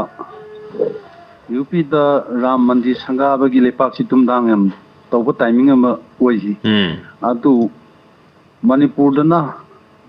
ꯍꯧꯖꯤꯛꯁꯤ ꯃꯤꯁꯤ ꯃꯤꯅꯥ ꯃꯤꯀꯞ ꯃꯩꯔꯥꯎꯈꯣꯟ ꯊꯥ 9 ꯃꯌꯥ ꯅꯪ ꯆꯪꯁꯤꯜꯂꯦ ꯁꯤꯗ ꯑꯃꯤꯠ ꯁꯥꯍꯒ ꯅꯔꯦꯟꯗ꯭ꯔ ꯃꯣꯗꯤꯒꯅ ꯀꯨꯝꯍꯩ ꯌꯦꯡ ꯂꯩꯕ ꯑꯩꯈꯣꯏꯒꯤ ꯍꯤꯟꯗꯤꯒꯤ ꯄ꯭ꯔꯣꯚꯥꯕ ꯑꯃꯗ ꯃꯨꯍꯝꯃꯦ ꯔꯥꯝ ꯔꯥꯝ ꯖꯦꯞꯃꯦ ꯆꯛꯀꯨ ꯑꯗꯨꯒꯤ ꯇꯥꯏꯞꯇ ꯇꯧꯕ ꯑꯗ ꯑꯩꯅ ꯒꯦꯁꯇꯒꯤ ꯈꯪꯖꯅꯤꯡꯉꯤꯁꯤ ꯔꯥꯝꯒꯤ ꯃꯟꯗꯤꯔ ꯁꯪꯒꯥꯕ ꯅꯨꯃꯤꯠꯇ ꯗꯦꯜꯂꯤ ꯑꯃꯁꯨꯡ ꯃꯨꯝꯕꯥꯏꯒꯤ ꯃꯤꯔꯥ ꯔꯣꯗꯇ ꯄꯕ꯭ꯂꯤꯛ ꯃꯣꯞ ꯊꯣꯛꯄꯅ ꯌꯥꯝꯅ ꯏꯔꯥꯡ ꯑꯃ ꯇꯧꯈꯤꯕ ꯁ꯭ꯋꯥꯏ ꯃꯇꯥꯡꯁꯤꯗ ꯔꯥꯝ ꯃꯟꯗꯤꯔ ꯁꯪꯒꯥꯕꯒꯤ ꯅꯔꯦꯟꯗ꯭ꯔ ꯃꯣꯗꯤꯒ ꯑꯃꯤꯠ ꯁꯥꯍꯅ ꯌꯥꯝ ꯍꯔꯥꯎꯏ ꯑꯗꯨꯕꯨ ꯃꯨꯝꯕꯥꯏꯗꯗꯤ ꯃꯤꯁꯤ ꯃꯤꯅꯥ ꯌꯥꯎꯈꯤ ꯀ꯭ꯂꯥꯁ ꯐꯨꯅ ꯆꯩꯅꯕ ꯇꯧꯈꯤꯕ ꯃꯇꯥꯡꯁꯤ ꯀꯔꯤ ꯍꯥꯏꯅ ꯌꯦꯡꯕ ꯌꯥꯕꯒꯦ ꯍꯥꯏꯕꯗꯣ ꯑꯩꯅ ꯁꯥꯔꯇꯪ ꯈꯪꯖꯅꯤꯡꯅ ꯇꯧꯕꯅꯤ ꯍꯣꯏ ꯆꯞ ꯃꯥꯟꯅꯕ ꯃꯑꯣꯡꯅꯤ ꯑꯩꯈꯣꯏ ꯃꯅꯤꯄꯨꯔꯗꯁꯨ ꯑꯗꯨꯝ ꯃꯩ ꯆꯥꯛꯏ ꯌꯥꯝ ꯀꯨꯏꯔꯦ ꯃꯩ ꯆꯥꯛꯏꯁꯤ ꯉꯔꯥꯡ ꯅꯍꯥꯟꯗꯒꯤ ꯅꯠꯇꯦ ꯃꯤ ꯁꯤꯔꯤꯁꯤ ꯉꯔꯥꯡꯗꯒꯤ ꯅꯠꯇꯦ ꯑꯗꯨꯝ ꯀꯩꯁꯨ ꯍꯥꯏꯗ꯭ꯔꯤꯁꯤꯅꯤ ꯑꯗꯨꯝ ꯉꯝꯃꯤꯁꯤꯅꯤ ꯍꯣꯏ ꯑꯃꯤꯠ ꯁꯥꯍꯅ ꯌꯨꯅꯤꯌꯟ ꯍꯣꯝ ꯃꯤꯅꯤꯁꯇꯔꯒꯤ ꯃꯥꯏꯀꯩꯗꯒꯤ ꯃꯤꯍꯨꯠꯁꯤꯡ ꯑꯗꯨꯝ ꯊꯥꯔꯛꯇꯅ ꯈꯣꯠꯂꯛꯇꯅ ꯋꯥꯔꯤ ꯁꯥꯕꯒꯤ ꯃꯆꯥ उनबगी थौदोकसिंबुदि अदुम लेरगसु अदुबु हुजु फावदि मदु इफेक्टिव ओइदबा मदुगि चपचाबा फोल कानबा सिगै कानरे हाइबसिमा हुजु फावगी ओइनदि लेइतबगी फिबम तुनि तामिनसि ओजादगी असिंग बुवानी अदुगा खुगी अनोबो वादि नते मरमदि मतम कुइना दगी Koyna ngaire si yang kuina ngaire सावरसु सावना कोइनि बने पुगी बाजार सिंना सेंटर दगी लाको लोजिंगबो ऑक्शन लकान दा यारागा दिगी अदम से तो तोय मयो लपसे तंग फर दिगाइना खनबे फोटो दु उयबको मरमदि सावरे आदना सेंटर लाको मोय सिंगबो बोय कोट तौदने एजुकेशन तौदने मोय बुसंगन तौदने तौबे आबे फिबम भो लेरमने तसेंगा अदु तौदे यारागा दि अंतंग शांति से हंजलक देगा ना दम खनबे फोटो अदुना ममांग दसे कोई मैम कन्नरी दुनी कोई ट्रेन एक्सीडेंट टोकना कोई आसाम दा मदुदा कोई प्राइम मिनिस्टर पाइसलेनी अदगी साउथ रोम दा ट्रेन स्टेशन टोकदा ट्रेन एक्सीडेंट टोकदा प्राइम मिनिस्टर पाइसलेनी आई बदि पाइसन टोके आई बदते होय बस एक्सीडेंट टोकदसु दुम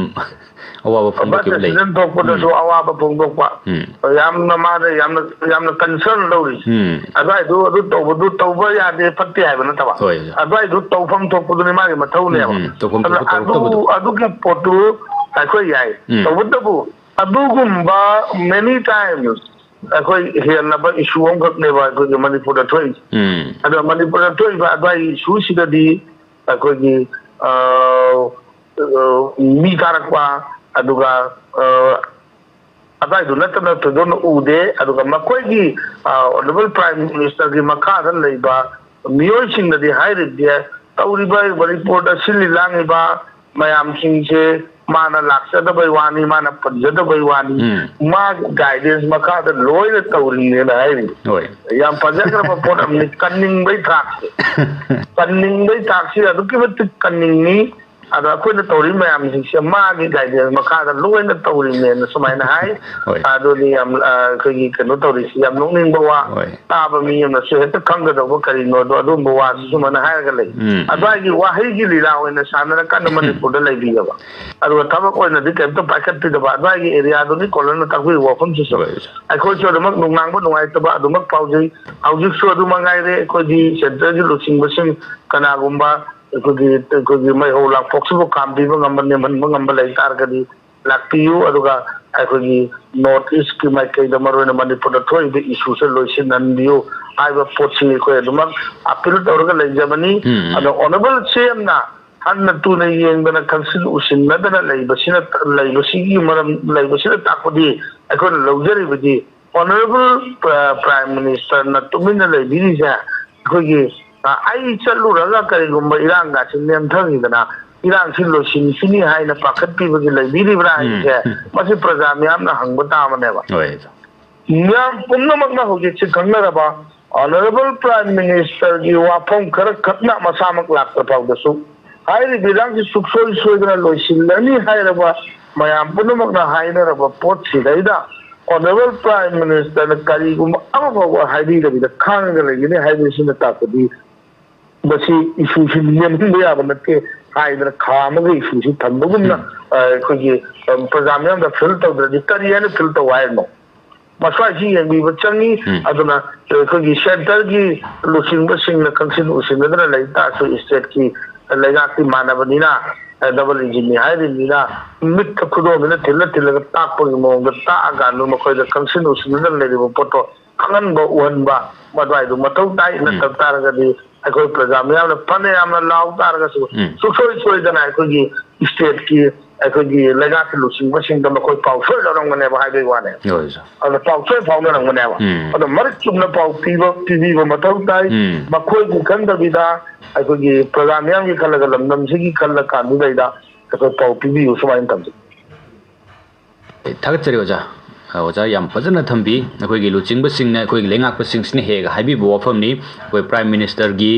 दु यूनियन होम मिनिस्टर गी मखादा मखोगी गाइडेंस मखादा मखोगी गाइडलाइन मखादा हुजिसी अखोई वारुसिन पुरंग नबु होनरी तौरी मखोगी थबक मखादा मखोगी मीटिंग मखादा थबक सिंह तौरी बनी हाइबनी दुबो मियामना तौरम बयाई तौबदी तौरम बयाई मनुंदु होना बिरम बयाई अदुबो होना बदुगी फोल अमता हुजि फावबा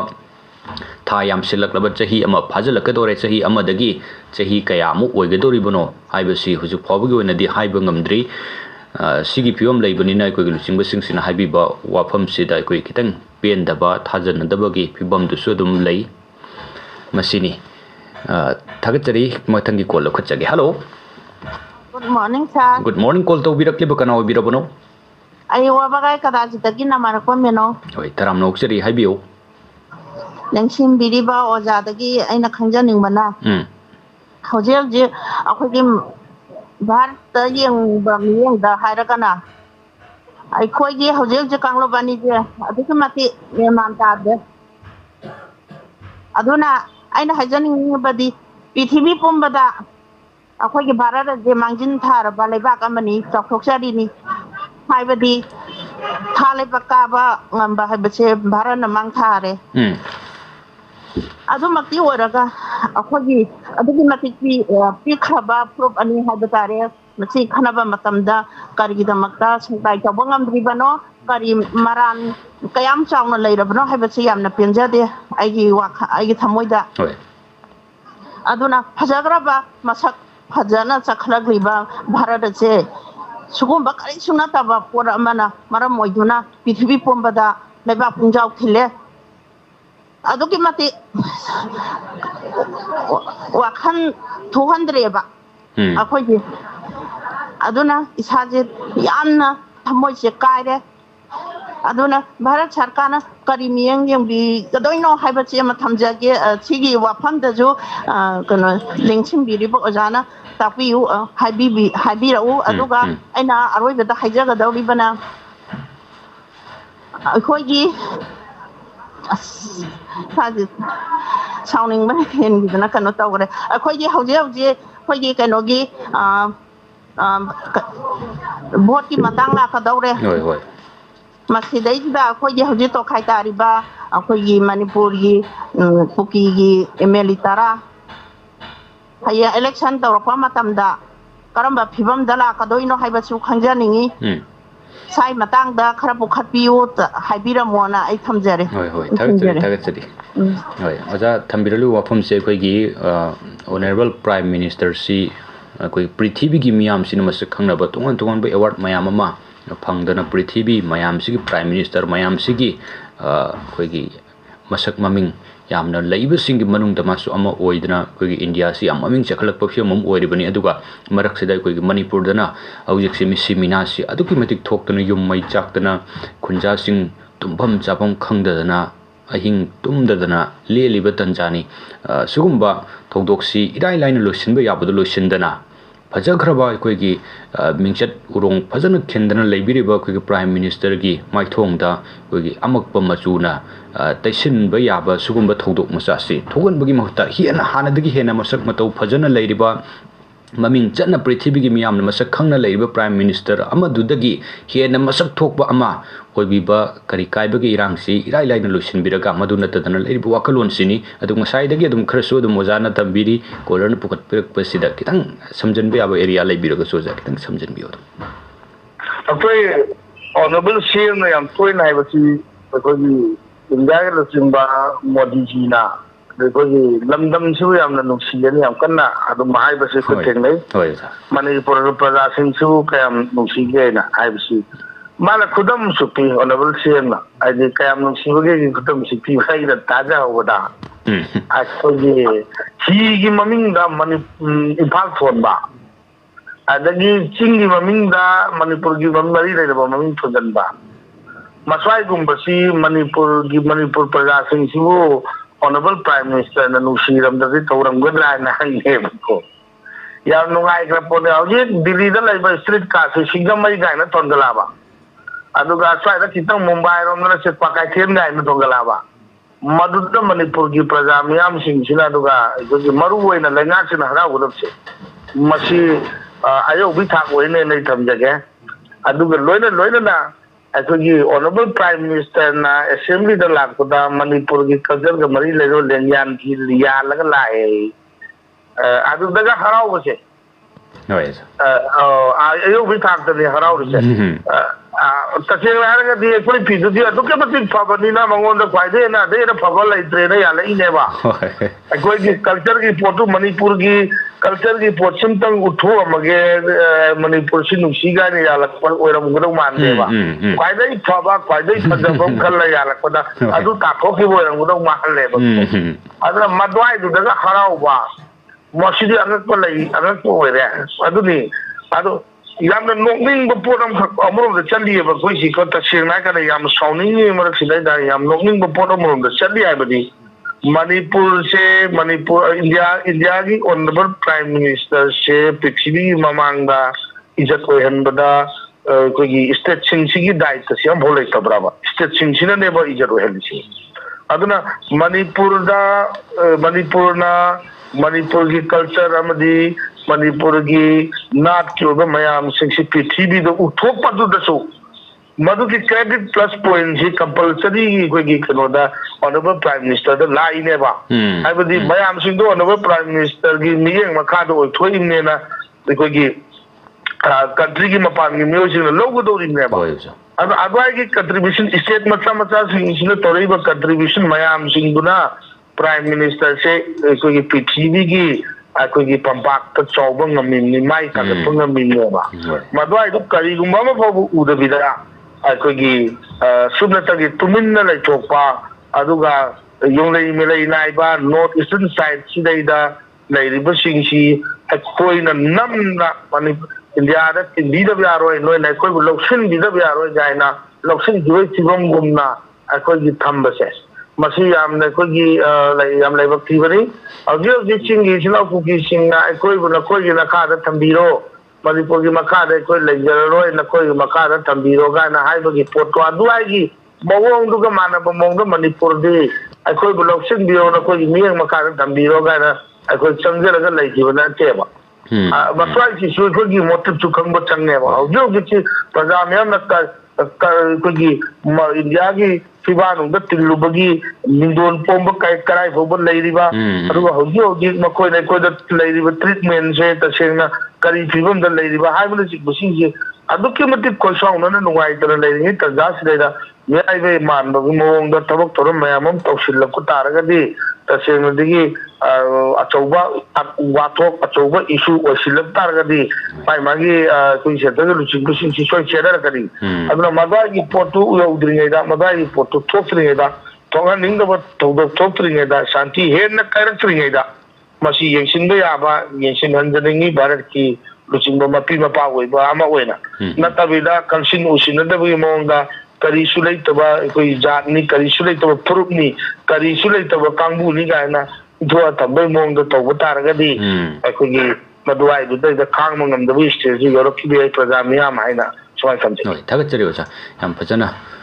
ꯑꯣꯖꯥꯅ ꯄꯥꯎꯈꯨꯝ ꯄꯤꯕꯤꯔꯦ ꯋꯥꯐꯝ ꯊꯝꯕꯤꯔꯦ ꯀꯣꯜ ꯂꯧꯈꯠꯆꯒꯦ hello hello good morning good morning ꯇꯧꯖꯔꯛꯏ ꯔꯥꯖꯁꯊꯥꯟꯗꯒꯤ ꯁꯦꯛꯁꯄꯤꯌꯔ ꯍꯣꯏ ꯏꯀꯥꯏ ꯈꯨꯝꯖꯔꯤ ꯇꯔꯥꯝꯅ ꯑꯣꯛꯆꯔꯤ ꯑꯣꯟꯂꯥꯏꯟ ꯒꯦꯁꯄꯨꯁꯨ ꯑꯣꯖꯥꯕꯨꯁꯨ ꯏꯀꯥꯏ ꯈꯨꯝꯅꯖꯔꯤ ꯑꯣꯖꯥꯗꯨꯅ ꯉꯁꯥꯏꯒꯤ ꯂꯣꯛꯇꯥꯛꯀꯤꯗ ꯑꯩꯈꯣꯏꯒꯤ ꯁꯉꯥꯏ ꯈꯔꯁꯥ ꯍꯥꯠꯂꯝꯕꯒꯤ ꯑꯗꯒꯤ ꯀꯟꯕꯤꯈꯤꯕꯒꯤ ꯄꯥꯎꯗꯨꯒ ꯃꯔꯤ ꯂꯩꯅꯅ ꯃꯅꯤꯄꯨꯔꯗꯒꯤ ꯌꯥꯝꯅ ꯁꯥꯞ ꯁꯨꯇꯔꯅꯤ ꯍꯥꯏꯕ ꯑꯃ ꯌꯥꯎꯔꯒ ꯀꯥꯖꯤꯔꯪꯒ ꯅꯦꯁꯅꯦꯜ ꯄꯥꯔꯛꯇ ꯑꯩꯈꯣꯏꯒꯤ ꯁꯥꯃꯨꯒꯟꯗ ꯀꯩꯅꯣꯁꯦ ꯔꯥꯏꯅꯣ ꯍꯥꯠꯂꯝꯕꯒꯤ ꯀꯦꯁ ꯑꯃꯁꯨ ꯂꯥꯛꯏꯀꯣ ꯔꯥꯏꯅꯣ ꯑꯅꯤ ꯀꯦꯅ ꯍꯥꯠꯂꯝꯃꯤ ꯃꯣꯏ ꯑꯇꯣꯞꯄ ꯃꯥꯟꯅꯔꯒ ꯃꯆꯤ ꯈꯛꯀꯤ ꯈꯜꯂꯒ ꯍꯥꯏꯇꯥꯔꯦ ꯑꯉꯛꯄ ꯄꯥꯎꯁꯨ ꯌꯥꯎꯋꯦ ꯑꯩꯅ ꯆꯤꯡꯅꯕ ꯃꯤ ꯑꯃꯈꯛꯁꯨ ꯂꯩ ꯑꯗꯣ ꯃꯣꯏꯁꯤ ꯑꯣꯏꯔꯝꯒꯗꯕꯁꯨ ꯃꯥꯜꯂꯦ ꯍꯥꯏꯇꯥꯔꯦ ꯌꯥꯝꯅ ꯑꯔꯥꯟꯕ ꯃꯑꯣꯡꯗ ꯄꯩꯁꯥ ꯇꯥꯟꯕꯁꯦ ꯆꯤꯡꯅꯕ ꯃꯤ ꯑꯃꯈꯛꯅ ꯍꯧꯖꯤꯛꯁꯦ ꯀꯟꯅ ꯇꯥꯜꯂꯤ ꯑꯗꯒꯤ ꯄꯥꯎ ꯈꯤꯇꯪ ꯂꯩꯊꯣꯛꯆꯔꯒ ꯑꯣꯖꯥ ꯑꯩꯈꯣꯏꯒꯤ ꯍꯧꯖꯤꯛꯀꯤ ꯆꯠꯊꯔꯤꯕ ꯂꯥꯟꯁꯤꯗ ꯑꯁꯥꯝ ꯔꯥꯏꯐꯜꯒ ꯀꯨꯀꯤꯒꯤ ꯀꯥꯡꯕꯨꯅ ꯊꯥꯖꯗꯕꯁꯦ ꯈꯔ ꯑꯃꯨꯛ ꯍꯧꯔꯛꯄꯒꯤ ꯃꯑꯣꯡ ꯑꯃꯈꯛ ꯁꯨꯝ ꯄꯥꯎꯁꯤ ꯄꯨꯈꯠꯅꯔꯤ ꯍꯣꯏ ꯑꯁꯥꯝ ꯔꯥꯏꯐꯜꯒꯤ ꯃꯊꯛꯇ ꯀꯦꯁ ꯇꯧꯁꯜꯂꯛꯄꯒꯤ ꯋꯥꯐꯝ ꯂꯥꯛꯏ ꯍꯣꯏ ꯀꯨꯀꯤ ꯅꯨꯄꯤꯅ ꯍꯧꯖꯤꯛ ꯀꯦꯁ ꯑꯃꯃꯨꯛ ꯊꯥꯒꯠꯂꯛꯏ ꯍꯥꯏꯇꯥꯔꯦ ꯑꯗ ꯃꯣꯏꯅ ꯇꯧꯔꯤꯕ ꯃꯑꯣꯡꯁꯦ ꯃꯣꯏꯅ ꯍꯦꯛ ꯌꯥꯅꯤꯡꯗ꯭ꯔꯒꯅ ꯅꯣꯏ ꯐꯠꯇꯦ ꯑꯃꯨꯛ ꯍꯥꯏꯕꯒꯤ ꯃꯑꯣꯡ ꯑꯃꯈꯛ ꯑꯃꯨꯛ ꯂꯥꯏꯅ ꯈꯪꯉꯦ ꯍꯥꯏꯇꯥꯔꯦ ꯍꯧꯖꯤꯛ ꯇꯧꯔꯛꯏꯁꯤꯗꯩꯗ ꯑꯗ ꯃꯁꯤꯒꯤ ꯃꯇꯥꯡꯁꯤꯗ ꯑꯣꯖꯥ ꯀꯨꯀꯤ ꯅꯨꯄꯤ ꯍꯥꯏꯕ ꯂꯩꯇꯦ ꯀꯣꯇꯨ ꯍꯥꯏꯕ ꯂꯩꯇꯦ ꯑꯗꯒꯤ ITLF ꯍꯥꯏꯕ ꯂꯩꯇꯦ ꯀꯨꯀꯤꯒꯤ CSO ꯑꯍꯨꯝꯁꯤꯅ ꯂꯧꯔꯤꯕ ꯔꯣꯜꯁꯦ ꯂꯥꯟꯁꯦ ꯂꯣꯏꯁꯤꯜꯍꯟꯕꯒꯤ ꯃꯑꯣꯡꯂ ꯅꯠꯇ꯭ꯔꯒꯅ ꯂꯥꯟꯁꯤꯗꯩꯗ ꯃꯩ ꯍꯥꯞꯄꯤꯕ꯭ꯔꯥ ꯆꯨꯈꯠꯂꯤꯕ꯭ꯔꯥ ꯑꯣꯖꯥꯒꯤ ꯃꯣꯠꯇ ꯀꯔꯝꯍꯥꯏꯅ ꯌꯦꯡ ꯌꯥꯒꯦ ꯃꯁꯤꯒꯨꯝꯕ ꯊꯝꯕꯤ ꯍꯣꯏ ꯌꯥꯝ ꯐꯖꯕ ꯋꯥꯐꯝꯅꯤ ꯊꯥꯒꯠꯆꯔꯤ ꯑꯣꯖꯥ ꯑꯩꯈꯣꯏꯒꯤ ꯃꯈꯣꯏꯒꯤ ꯇꯣꯉꯥꯟ ꯇꯣꯉꯥꯟꯕ ꯑꯩꯈꯣꯏ CSO ꯈꯔ ꯑꯩꯈꯣꯏ ꯂꯩꯔꯤꯕꯁꯤꯡꯁꯤꯅ ꯇꯧꯔꯤꯕꯁꯤ ꯑꯩꯈꯣꯏ ꯂꯥꯟꯁꯤ ꯂꯣꯏꯁꯤꯟꯒꯗꯧꯔꯦ ꯍꯥꯏꯗꯅ ꯃꯣꯏꯁꯤ ꯊꯋꯥꯏ ꯋꯥꯔꯤꯕ꯭ꯔꯥ ꯅꯣꯡꯃꯩ ꯀꯥꯞꯅꯕꯒꯁꯤ ꯂꯦꯞꯈꯤꯕ ꯇꯥꯔꯦ ꯑꯩꯈꯣꯏꯁꯤ ꯌꯥꯁꯟꯅꯈꯤꯕ ꯇꯥꯔꯦ ꯍꯥꯏꯅ ꯃꯣꯏꯁꯤ ꯄꯥꯈꯠꯂꯤꯕ꯭ꯔꯥ ꯅꯠꯇ꯭ꯔꯒ ꯇꯧꯔꯤꯕ ꯃꯑꯣꯡꯁꯤ ꯀꯔꯤꯅꯣ ꯍꯥꯏꯕꯗꯨꯅꯤ ꯇꯧꯔꯤꯁꯤ ꯑꯣꯖꯥ ꯃꯩ ꯌꯥꯡꯁꯤꯜꯂꯤꯕ꯭ꯔꯥ ꯍꯥꯏꯕꯗꯨꯅꯤ ꯁꯦꯛꯁꯄꯤꯌꯔ ꯍꯧꯖꯤꯛ ꯀꯨꯀꯤꯁꯤꯡꯒꯤ ꯑꯄꯥꯝꯕ ꯍꯥꯏꯇꯥꯔꯒꯗꯤ ꯃꯣꯏꯅ ꯈ꯭ꯋꯥꯏꯗꯒꯤ ꯄꯥꯝꯕꯁꯤ ꯃꯌꯥꯝ ꯑꯃ ꯂꯩ ꯇꯥꯔꯁꯨ ꯁꯨꯞꯆꯤꯜꯂꯀꯥꯟꯗ ꯑꯩꯈꯣꯏꯅ ꯑꯃꯈꯛ ꯌꯦꯡꯕ ꯌꯥꯕ ꯑꯃꯈꯛ ꯂꯩ ꯃꯗꯨꯗꯤ ꯀꯔꯤꯅꯣ ꯍꯥꯏꯀꯥꯟꯗ ꯃꯈꯣꯏꯅ ꯇꯧꯅꯤꯡꯕ ꯇꯧꯕ ꯑꯗꯨꯒ ꯃꯩꯇꯩꯁꯤꯡꯅ ꯇꯨꯃꯤꯟꯅ ꯂꯩꯕ ꯑꯗꯨꯒ ꯃꯈꯣꯏꯅ ꯇꯧꯅꯤꯡꯕ ꯃꯑꯣꯡꯗ ꯇꯧꯅꯤꯡꯕ ꯊꯕꯛ ꯇꯧꯕ ꯑꯗꯨ ꯃꯩꯇꯩꯁꯤꯡꯅ ꯃꯁꯤꯒꯤ ꯃꯥꯌꯣꯛꯇ ꯈꯨꯠ ꯍꯜꯂꯛꯇꯕ ꯑꯃꯗꯤ ꯋꯥ ꯉꯥꯡꯉꯛꯇꯕ ꯃꯁꯤ ꯃꯈꯣꯏꯒꯤ ꯑꯄꯥꯝꯕꯅꯤ ꯃꯁꯤ ꯌꯥꯝ ꯅꯣꯛꯅꯤꯡꯕ ꯑꯗꯨꯒ ꯆꯩ ꯆꯥꯒꯗꯕ ꯑꯄꯥꯝꯕ ꯍꯥꯏꯕ ꯇꯥꯔꯦ ꯃꯗꯨꯋꯥꯏꯗꯨꯒꯤ ꯑꯦꯔꯤꯌꯥꯗꯨꯅꯤ ꯑꯗꯨꯅ ꯑꯃꯕꯨ ꯑꯣꯏꯔꯦ ꯍꯥꯏꯔꯤꯕ ꯃꯣꯏꯅ ꯍꯥꯏꯔꯤꯕ ꯋꯥꯐꯝꯁꯤꯡꯁꯤꯗ ꯂꯧꯈꯠꯅꯤꯡꯉꯥꯏ ꯑꯣꯏꯕ ꯋꯥ ꯑꯝꯇ ꯌꯥꯎꯗꯕ ꯑꯗꯨꯒ ꯁꯣꯝꯗ ꯑꯔꯥꯟꯕꯥꯏꯅ ꯂꯨꯆꯤꯡꯉꯀꯥꯟꯗ ꯄ꯭ꯔꯖꯥ ꯃꯤꯌꯥꯝꯒ ꯑꯩꯈꯣꯏꯒꯤ ꯂꯩꯉꯥꯛꯀꯤ ꯂꯨꯆꯤꯡꯕꯁꯤꯡꯒ ꯌꯥꯅꯈ꯭ꯔꯤꯕ ꯋꯥꯐꯝꯁꯤꯡꯁꯦ ꯍꯥꯏꯔꯤꯕ ꯋꯥꯐꯝꯁꯤꯡꯁꯤ ꯇꯁꯦꯡꯅꯗꯤ ꯑꯩꯈꯣꯏꯒꯤ ꯂꯩꯖꯔꯕ ꯄꯣꯠ ꯉꯥꯛꯇꯅꯦꯕ ꯑꯣꯏꯖꯒꯗꯧꯕ ꯑꯩꯈꯣꯏꯒꯤ ꯈꯨꯠꯇ ꯂꯩꯖꯒꯗꯧꯕ ꯑꯩꯈꯣꯏꯒꯤ ꯑꯣꯏꯖꯔꯕ ꯄꯣꯠꯁꯤꯡꯁꯦ ꯐꯪꯐꯝ ꯊꯣꯛꯄꯗꯣ ꯐꯪꯐꯝ ꯊꯣꯛꯄ ꯄꯣꯠꯇꯣ ꯃꯣꯏꯅ ꯃꯨꯟꯕꯤꯈꯤꯕꯗꯒꯤ ꯍꯜꯂꯒ ꯑꯃꯨꯛꯀ ꯃꯣꯏꯗ ꯂꯧꯕꯒꯤ ꯐꯤꯕꯝꯗꯨꯅꯦꯕ ꯁꯤꯗꯤ ꯑꯩꯈꯣꯏꯒꯤ ꯅꯍꯥꯟꯗꯒꯤ ꯐꯪꯉꯛꯇꯕ ꯄꯣꯠ ꯑꯃ ꯑꯩꯈꯣꯏꯅ ꯑꯅꯧꯕ ꯏꯅꯧ ꯅꯧꯅ ꯇꯥꯟꯕꯒꯤ ꯄꯣꯠ ꯅꯠꯇꯦꯅ ꯑꯩꯗꯤ ꯂꯧꯋꯦ ꯃꯁꯤ ꯇꯁꯦꯡꯅ ꯑꯩꯈꯣꯏꯒꯤ ꯈꯨꯠꯇ ꯂꯩꯖꯔꯕ ꯄꯣꯠꯅꯤ ꯑꯩꯈꯣꯏꯒꯤ ꯕꯣꯔꯗꯔ ꯐꯦꯟꯁꯤꯡ ꯐꯥꯒꯦ ꯁꯤꯕꯨ ꯅꯧꯅ ꯑꯩꯈꯣꯏꯅ ꯃꯤꯉꯣꯟꯗꯒꯤ ꯋꯥꯏꯔꯨꯔꯒ ꯅꯠꯇ꯭ꯔꯒ ꯃꯤꯉꯣꯟꯗꯒ ꯑꯩꯈꯣꯏꯒꯤ ꯍꯥꯏꯖ ꯅꯣꯟꯖꯔꯒ ꯇꯧꯕꯒꯤ ꯄꯣꯠꯂꯗꯤ ꯑꯩꯒꯤ ꯏꯪꯈꯣꯜꯁꯤ ꯁꯝꯕꯜ ꯈꯥꯖꯒꯦ ꯍꯥꯏꯁꯤꯕꯨ ꯌꯥꯔꯣꯏ ꯈꯥꯔꯣꯏꯅ ꯍꯥꯏꯔꯛ ꯇꯥꯔꯗꯤ ꯑꯗꯨꯏ ꯃꯤꯗꯣ ꯑꯩꯈꯣꯏꯒꯤ ꯏꯔꯛꯁꯤꯗ ꯊꯝꯕ ꯌꯥꯗꯦ ꯃꯥꯁꯤ ꯀꯩꯅꯣꯝ ꯂꯩꯔꯦꯕ ꯑꯩꯈꯣꯏꯒꯤ ꯁꯝꯕꯜꯁꯦ ꯈꯥꯖꯤꯟꯗ꯭ꯔꯗꯤ ꯃꯤꯇꯣꯞꯅ ꯄꯣꯠ ꯆꯩ ꯍꯨꯔꯦ ꯃꯤꯇꯣꯞ ꯆꯪꯉꯛꯄꯗ ꯌꯥꯝ ꯂꯥꯏꯅ ꯑꯣꯏꯔꯦ ꯑꯩꯈꯣꯏ ꯁꯝꯕꯜꯁꯦ ꯈꯥꯖꯤꯜꯂꯁꯤ ꯀꯥꯏꯅ ꯍꯥꯏꯕꯗ ꯈꯥꯖꯤꯟꯒꯨꯝꯁꯤ ꯁꯣꯝ ꯅꯥꯀꯟꯁꯤꯡꯁꯦ ꯍꯥꯡꯗꯣꯛꯑ ꯊꯝꯁꯤ ꯑꯩꯈꯣꯏꯒꯤ ꯁꯣꯝꯒꯤ ꯅꯥꯀꯟꯁꯤ ꯍꯥꯡꯗꯣꯛꯑ ꯊꯝꯁꯤ ꯁꯣꯝ ꯑꯇꯩ ꯈꯥꯔꯁꯨ ꯁꯣꯝꯗ ꯃꯦꯖꯣꯔꯥꯝꯒꯨꯝꯕ ꯍꯥꯡꯗꯣꯛꯑ ꯊꯝꯁꯤ ꯑꯗꯨꯒ ꯃꯣꯔꯦꯒꯤ ꯁꯥꯏꯠꯁꯤꯡꯁꯦ ꯍꯥꯡꯗꯣꯛꯑ ꯊꯝꯁꯦꯅ ꯍꯥꯏꯔꯛꯑꯗꯤ ꯑꯗꯨꯏ ꯃꯤꯗꯣ ꯑꯩꯈꯣꯏꯒ ꯀꯃꯥꯏꯅ ꯂꯩꯃꯤꯟꯅꯗꯣꯔꯤꯅꯣ ꯍꯥꯏꯕꯅꯤꯗ ꯄꯣꯠ ꯁꯤ ꯃꯆꯥ ꯌꯥꯝꯅ ꯁꯤꯝꯄꯜ ꯑꯣꯏꯕ ꯂꯣꯖꯤꯛꯅꯤ ꯍꯥꯏꯕ ꯑꯗꯨꯅ ꯑꯁ꯭ꯋꯥꯏꯒꯤ ꯑꯦꯔꯤꯌꯥꯗꯨꯅꯤ ꯑꯗꯨꯅ ꯑꯩꯈꯣꯏꯅ ꯍꯥꯟꯅꯗꯒꯤ ꯑꯩꯈꯣꯏꯒꯤ ꯑꯣꯏꯐꯝ ꯊꯣꯛꯄ ꯑꯩꯈꯣꯏꯒꯤ ꯑꯣꯏꯔꯕ ꯄꯣꯠꯇꯣ ꯌꯨꯝꯊꯥꯡꯗꯨꯅ ꯀꯩꯅꯥꯈꯤꯕ ꯍꯥꯏꯗꯣ ꯑꯗꯨꯋꯥꯏꯗꯨꯗꯩꯗ ꯃꯨꯟꯕꯤꯈ꯭ꯔꯀꯥꯟꯗꯨꯗꯩꯗ ꯑꯩꯈꯣꯏꯒꯤ ꯍꯜꯂꯒ ꯑꯃꯨꯛꯀ ꯇꯥꯟꯕꯒꯤ ꯐꯤꯕꯝꯗꯨꯅꯤ ꯑꯩꯈꯣꯏꯗ ꯂꯩꯔꯤꯁꯦ ꯌꯥꯝꯅ ꯄꯨꯛꯅꯤꯡ ꯅꯨꯡꯁꯤꯕ ꯃꯇꯥꯡ ꯑꯃꯁꯨ ꯇꯁꯦꯡꯅ ꯑꯣꯏꯕꯗꯨꯅꯦꯕ ꯑꯗꯨꯅ ꯇꯁꯦꯡꯅ ꯍꯥꯏꯔꯒꯗꯤ ꯅꯍꯥꯁꯤꯡꯁꯤꯒꯤ ꯊꯧꯔꯤꯕꯁꯤꯡꯁꯤꯒꯤ ꯊꯃꯣꯏꯗ ꯁꯤꯒꯨꯝꯕ ꯋꯥꯐꯝꯁꯤꯡꯁꯤ ꯅꯩꯅꯔꯀꯥꯟꯗ ꯍꯦꯛ ꯁꯤꯕ ꯀꯤꯔꯛꯇꯕꯒꯤ ꯋꯥꯈꯜꯂꯣꯟ ꯂꯥꯛꯑꯀꯥꯟꯗꯨꯗ ꯐꯅꯌꯥꯝ ꯑꯃꯁꯨ ꯑꯩꯈꯣꯏꯒꯤ ꯑꯩꯈꯣꯏꯒꯤ ꯊꯋꯥꯏꯅ ꯄꯣꯊꯥ ꯄꯤꯈ꯭ꯔꯦꯗꯅ ꯁ꯭ꯋꯥꯏꯁꯤ ꯃꯈꯣꯏꯗ ꯚꯦꯂꯨ ꯂꯩꯇꯕ ꯑꯗꯨꯒ ꯃꯈꯣꯏꯒ ꯑꯩꯈꯣꯏꯒ ꯈꯦꯠꯅꯕ ꯄꯣꯠ ꯑꯃꯈꯛꯁꯨ ꯇꯝꯖꯒꯦꯕ ꯑꯩꯅ ꯑꯩꯒꯤ ꯏꯁꯥꯒꯤ ꯃꯣꯠ ꯑꯣꯏ ꯍꯥꯏꯕꯤꯌꯨ ꯍꯤꯡꯉꯁꯨ ꯂꯩꯐꯝ ꯂꯩꯇꯦ ꯁꯤꯔꯁꯨ ꯂꯩꯐꯝ ꯂꯩꯇꯦꯕ ꯀꯨꯀꯤꯁꯤꯡ ꯌꯥꯝ ꯂꯨꯔꯤꯁꯤ ꯍꯤꯡꯉꯁꯨ ꯂꯩꯐꯝ ꯂꯩꯇꯦ ꯁꯤꯔꯁꯨ ꯁꯤꯐꯝ ꯂꯩꯇꯦꯕ ꯑꯗꯨ ꯑꯣꯏꯗꯤ ꯍꯤꯡꯉꯨꯗꯅ ꯀꯩꯗꯧꯗꯣꯏꯅꯣ ꯑꯗꯨꯗꯤ ꯊꯣꯛꯑꯀꯥꯟꯗꯨꯗ ꯗꯨ ꯑꯣꯔ ꯗꯥꯏ ꯍꯤꯡꯍꯧꯔꯦ ꯑꯩꯈꯣꯏꯒꯤ ꯂꯩꯐꯝ ꯈꯤꯇꯪ ꯐꯪꯍꯧꯕ ꯃꯐꯝ ꯆꯥꯕ ꯂꯩꯇꯕ ꯃꯐꯝ ꯆꯥꯕ ꯂꯩꯇꯕ ꯑꯩꯈꯣꯏꯒꯤ ꯑꯣꯏꯅ ꯃꯐꯝ ꯂꯩꯇꯕ ꯇꯥꯔꯒꯗꯤ ꯐꯨꯅꯔꯒ ꯊꯋꯥꯏ ꯗꯥꯎ ꯌꯦꯡꯕꯅ ꯐꯔꯦꯅ ꯈꯜꯂꯦꯕ ꯗꯥꯎ ꯌꯦꯡꯕꯅ ꯐꯔꯦ ꯗꯥꯎꯁꯤꯅ ꯐꯕ ꯇꯥꯔꯗꯤ ꯈꯔ ꯐꯪꯅꯤꯗꯅ ꯑꯁꯣꯝꯗꯁꯨ ꯑꯩꯈꯣꯏꯒꯤ ꯁꯣꯝꯗ ꯏꯖꯔꯦꯜꯁꯤꯡ ꯗꯥꯎ ꯌꯦꯡꯉꯀꯥꯟꯗꯨꯗꯩꯗ ꯄꯦꯂꯦꯁꯇꯥꯏꯟꯗꯩ ꯂꯧꯁꯤꯟꯗꯅ ꯍꯧꯖꯤꯛ ꯗꯥꯎ ꯐꯔꯤꯗꯅ ꯁ꯭ꯋꯥꯏꯒꯤ ꯐꯤꯕꯝꯗꯣ ꯑꯗꯨꯋꯥꯏꯗꯨꯅꯦꯕ ꯑꯩꯈꯣই ꯌꯦꯡꯉꯤꯕ ꯗꯥꯎ ꯃꯈꯜ ꯖꯥꯠꯁꯤꯕꯣꯕꯀꯣ ꯑꯗꯨꯅ ꯑꯃꯕꯨ ꯑꯣꯏꯔꯦ ꯇꯔꯥꯏꯅ ꯑꯩꯈꯣꯏꯗꯤ ꯂꯧꯕ ꯆꯨꯝꯃꯣꯏ ꯑꯗꯣ ꯇꯁꯦꯡꯅ ꯃꯈꯣꯏꯗꯤ ꯆꯣꯛꯊꯕꯒꯤ ꯐꯤꯕꯝꯗꯨ ꯇꯁꯦꯡꯅ ꯂꯥꯛꯑꯕꯅꯤ ꯑꯩꯈꯣꯏꯗꯤ ꯍꯟꯕ ꯂꯩꯇꯕ ꯊꯧꯅꯥꯒ ꯍꯣꯠꯅꯔꯀꯥꯟꯗꯨꯗꯩꯗ ꯃꯤꯒꯤ ꯂꯝ ꯃꯨꯟꯁꯦ ꯍꯥꯏꯕ ꯅꯠꯇꯦ ꯌꯥꯝ ꯂꯨꯔꯤꯁꯦ ꯑꯩꯈꯣꯏꯅ ꯍꯣꯠꯅꯕ ꯍꯟꯕ ꯂꯩꯇꯕ ꯊꯧꯅꯥꯒ ꯂꯣꯏꯅꯅ ꯍꯣꯠꯅꯁꯤꯅ ꯍꯥꯏꯕꯁꯤ ꯑꯩꯗꯤ ꯍꯥꯏꯅꯤꯡꯗꯕꯅꯤ ꯃꯔꯝꯗꯤ ꯀꯩꯅꯣꯗ ꯃꯤꯉꯣꯟꯗꯒꯤ ꯃꯨꯟꯁꯦ ꯍꯥꯏꯕ ꯅꯠꯇꯦ ꯅꯠꯇ꯭ꯔꯒꯅ ꯃꯨꯛꯅꯥ ꯊꯥꯁꯤ ꯍꯥꯏꯕ ꯅꯠꯇꯦꯕ ꯍꯟꯕ ꯂꯩꯇꯅ ꯍꯣꯠꯅꯔꯀꯥꯟꯗ ꯑꯩꯒꯤ ꯏꯪꯈꯣꯜ ꯀꯟꯁꯤ ꯀꯥꯏꯅ ꯍꯥꯏꯕ ꯄꯣꯠꯁꯤ ꯁ꯭ꯋꯥꯏꯁꯤ ꯏꯁꯥꯗ ꯈꯤꯇꯪ ꯄꯨꯛꯅꯤꯡ ꯅꯨꯡꯁꯤꯕ ꯐꯥꯎꯕ ꯍꯥꯏꯇꯥꯔꯦ ꯑꯗꯨꯋꯥꯏꯒꯤ ꯄꯣꯠꯇꯨ ꯂꯩ ꯑꯗꯨꯅ ꯃꯁꯤꯗꯤ ꯇꯁꯦꯡꯅ ꯄꯉꯥꯡꯗ ꯉꯥꯡꯕ ꯉꯁꯤꯅ ꯑꯃ ꯉꯥꯡꯕ ꯍꯌꯦꯡꯅ ꯑꯃ ꯉꯥꯡꯕ ꯆꯣꯔꯣꯟꯒꯨꯝꯕ ꯄꯉꯥꯡ ꯉꯥꯡꯕꯒꯤ ꯊꯧꯗꯧ ꯇꯥꯅꯤ ꯁꯦꯝꯅꯤꯡꯕ ꯄꯣꯏꯟꯠꯁꯤꯡ ꯁꯦꯝꯁꯅꯨ ꯍꯥꯏꯔꯤꯕ ꯄꯣꯏꯟꯠꯁꯤꯡꯗꯣ ꯌꯥꯅꯤꯡꯕ ꯁꯦꯟꯇꯔꯅꯁꯨ ꯌꯥꯁꯅꯨ ꯑꯗꯣ ꯁꯦꯟꯇꯔꯗ ꯀꯗꯥꯏꯗꯅꯣ ꯗꯦꯜꯂꯤꯗ ꯀꯗꯥꯏꯗꯅꯣ ꯄꯨꯔ ꯊꯝꯈꯤꯕ ꯇꯥꯔꯦꯗꯅ ꯃꯅꯤꯄꯨꯔꯗ ꯌꯥꯔꯛꯇ꯭ꯔꯗꯤ ꯑꯗꯨꯋꯥꯏꯒꯤ ꯑꯦꯔꯤꯌꯥꯗꯨ ꯑꯣꯏꯅꯦꯅ ꯈꯜꯂꯤ ꯑꯗꯣ ꯁꯦꯟꯇꯔꯗ ꯈꯟꯕꯤꯒꯗꯕꯁꯨ ꯄꯪꯇꯧ ꯇꯧꯔꯀꯥꯟꯗꯨꯗ ꯃꯅꯤꯄꯨꯔꯒꯤ ꯄ꯭ꯔꯖꯥ ꯃꯤꯌꯥꯝꯅ ꯑꯗꯨꯃꯛ ꯌꯥꯖꯈꯤꯅꯤ ꯍꯥꯏꯕꯒꯤ ꯋꯥꯈꯜꯂꯣꯟ ꯊꯥꯗꯣꯛꯄꯤꯕ ꯐꯩ ꯃꯅꯤꯄꯨꯔꯒꯤ ꯄ꯭ꯔꯖꯥ ꯃꯩ ꯍꯧꯔꯤꯕ ꯄꯣꯠ ꯑꯃꯈꯛꯅꯤ ꯉꯁꯥꯏ ꯃꯃꯥꯡꯗ ꯄꯟꯖꯈꯤꯕꯒꯨꯝꯅ ꯑꯩꯈꯣꯏꯒꯤ ꯊꯋꯥꯏꯅ ꯄꯣꯟꯊꯥ ꯄꯤꯈꯤꯕ ꯅꯍꯥ ꯃꯌꯥꯝ ꯑꯃ ꯂꯩꯈ꯭ꯔꯦ ꯑꯗꯨꯒ ꯊꯋꯥꯏꯅ ꯄꯣꯟꯊꯥ ꯄꯤꯕꯗ ꯇꯨꯖꯨꯡꯗꯕ ꯀꯌా ꯑꯃꯁꯨ ꯊꯣꯛꯂꯛꯈꯤꯕ ꯌꯥꯏ ꯊꯧꯗꯣꯛꯁꯤꯅ ꯋꯥꯊꯣꯛꯁꯤꯅ ꯐꯖꯔꯛꯇꯕꯅ ꯍꯥꯏꯇꯥꯔꯦ ꯑꯗꯨꯅ ꯃꯁ꯭ꯋꯥꯏꯁꯤ ꯁꯦꯟꯇꯔꯅꯁꯨ ꯈꯪꯕꯤꯕ ꯆꯪꯉꯤ ꯑꯗꯨꯒ ꯁ꯭ꯇꯦꯠꯀꯤ ꯂꯨꯆꯤꯡꯕꯁꯤꯡꯅꯁꯨ ꯉꯁꯥꯏ ꯃꯃꯥꯡꯗ ꯍꯥꯏꯈꯤꯕꯒꯨꯝꯅ ꯈꯪꯁꯤꯟꯅꯗꯅ ꯂꯩꯔꯤꯕ ꯃꯌꯥꯝꯁꯤꯡꯁꯦ ꯃꯃꯤꯠꯇ ꯈꯨꯗꯣꯡꯕ ꯊꯤꯜꯂꯒ ꯑꯩꯈꯣꯏ ꯈꯪꯍꯟꯕ ꯃꯊꯧ ꯇꯥꯏ ꯁꯨꯃꯥꯏꯅ ꯍꯣꯏ ꯊꯥꯒꯠꯆꯔꯤ ꯌꯥꯝ ꯐꯖꯅ ꯋꯥꯁꯟꯅ ꯊꯝꯕꯤꯔꯦ ꯑꯩꯈꯣꯏꯒꯤ ꯑꯇꯣꯞꯄ ꯐꯨꯔꯨꯞ ꯑꯃꯅ ꯍꯧꯖꯤꯛ ꯑꯣꯏꯅꯤ ꯑꯣꯏꯔꯣꯏ ꯈꯪꯗꯕ ꯃꯑꯣꯡꯗ ꯇꯥꯜꯂꯤꯕ ꯗꯤꯃꯥꯟ ꯐꯪꯅꯤ ꯐꯪꯉꯣꯏ ꯈꯪꯗꯕ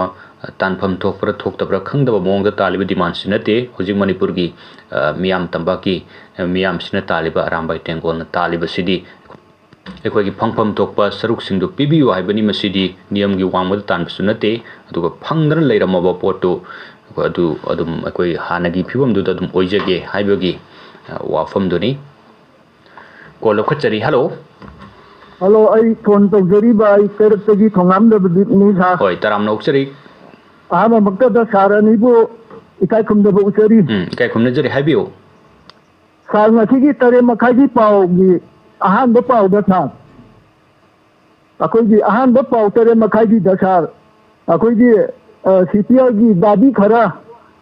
ꯇꯥꯡꯈꯠꯄꯒ ꯂꯣꯏꯅꯅ ꯑꯩꯈꯣꯏꯒꯤ ꯀꯩꯅꯣꯒꯤ ꯂꯝꯂꯥꯏꯒꯤ ꯏꯔꯥꯕꯣꯠ ꯄꯥꯛꯇ ꯗꯥꯕꯤ ꯇꯥꯟꯕꯒꯤ ꯋꯥꯐꯝ ꯑꯃ ꯌꯥꯎꯈꯤꯑꯕ ꯑꯗꯨ ꯃꯣꯏꯒꯤ ꯗꯥꯕꯤꯁꯤꯡꯁꯤꯒꯤ ꯃꯅꯨꯡꯗ ꯑꯩꯈꯣꯏꯒꯤ ꯑꯦꯁꯦꯝꯕ꯭ꯂꯤꯁꯤ ꯇꯧꯔꯒ ꯑꯩꯈꯣꯏꯒꯤ ꯃꯅꯤꯄꯨꯔꯒꯤ ꯋꯥꯐꯝꯁꯤ ꯑꯦꯁꯦꯝꯕ꯭ꯂꯤꯗ ꯄꯥꯁ ꯇꯧꯔꯒ ꯗꯤꯜꯂꯤꯗ ꯊꯥꯎ ꯍꯥꯏꯕꯒꯤ ꯋꯥꯐꯝ ꯑꯃ ꯑꯗꯒꯤ ꯑꯃꯅ ꯑꯩꯈꯣꯏꯒꯤ ꯔꯦꯗꯤꯑꯣ ꯀꯦꯝꯞꯇ ꯂꯩꯔꯤꯕꯁꯤꯡꯁꯤ ꯃꯥꯒꯤ ꯃꯔꯝꯗꯝꯗ ꯍꯟꯈꯤꯅꯕꯒꯤ ꯋꯥꯐꯝꯈꯔ ꯄꯨꯈꯠꯄꯤꯌꯣꯅ ꯁꯤꯄꯤꯑꯥꯏ ꯀꯥꯡꯕꯨꯅ ꯅꯨꯃꯤꯠ 5ꯅꯤ ꯆꯔꯥ ꯍꯦꯟꯕꯒꯤ ꯃꯤꯐꯝ ꯑꯃ ꯀꯧꯔꯤꯕꯁꯤ ꯁꯥꯔ ꯑꯗꯨ ꯃꯁꯤ ꯑꯩꯈꯣꯏꯒꯤ ꯁꯥꯗꯒꯤ ꯈꯪꯖꯅꯤꯡꯉꯤꯕꯅ ꯍꯧꯖꯤꯛ ꯄꯥꯜꯂꯤꯕ ꯗꯕꯜ ꯏꯟꯖꯤꯟꯁꯤꯗ CPI ꯀꯥꯡꯕꯨꯅ ꯄꯥꯜꯂꯤꯕꯁꯤ ꯀꯗꯥꯏ ꯐꯥꯎꯕ ꯑꯐꯕ ꯋꯥꯈꯜꯂꯣꯟꯁꯤ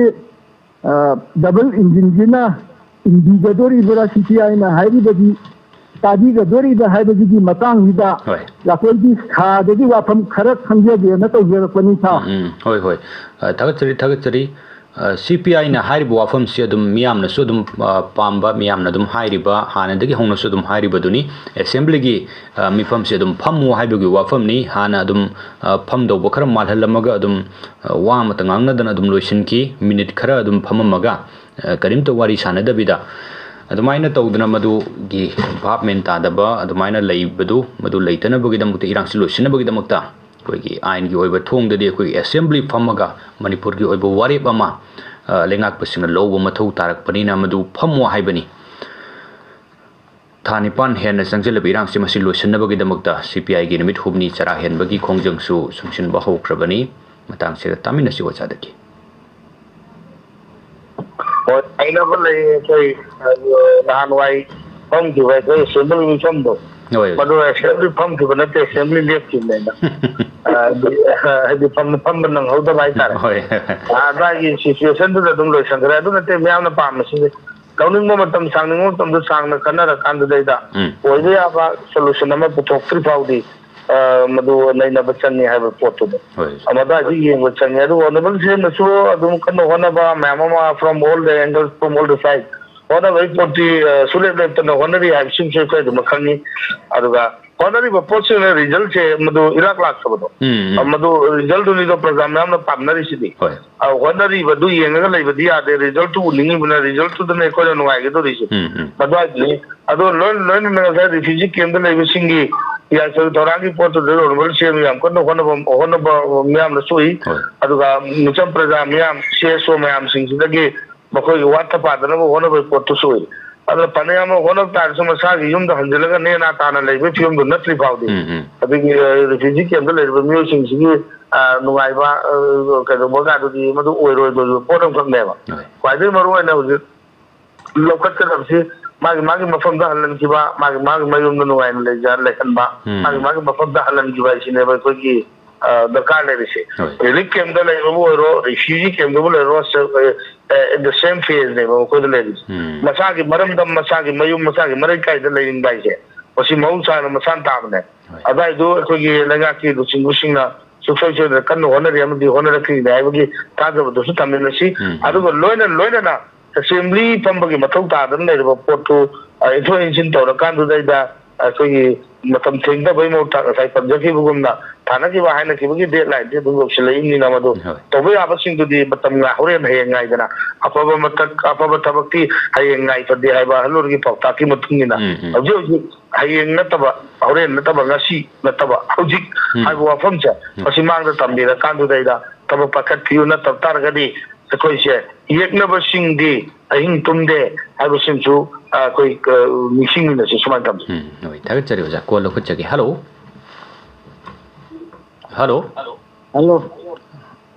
ꯍꯜꯂꯣ ꯒꯨꯗ ꯃꯣꯔꯅꯤꯡ ꯇꯥꯖꯔꯦ ꯒꯨꯗ ꯃꯣꯔꯅꯤꯡ ꯁꯥꯔ ꯑꯩ ꯃꯌꯥꯡ ꯏꯝꯐꯥꯜꯗꯒꯤ ꯑꯉꯧꯅꯦ ꯁꯥꯔꯅꯤꯁꯨ ꯑꯍꯥꯟꯕ ꯍꯥꯏꯕꯤꯌꯨ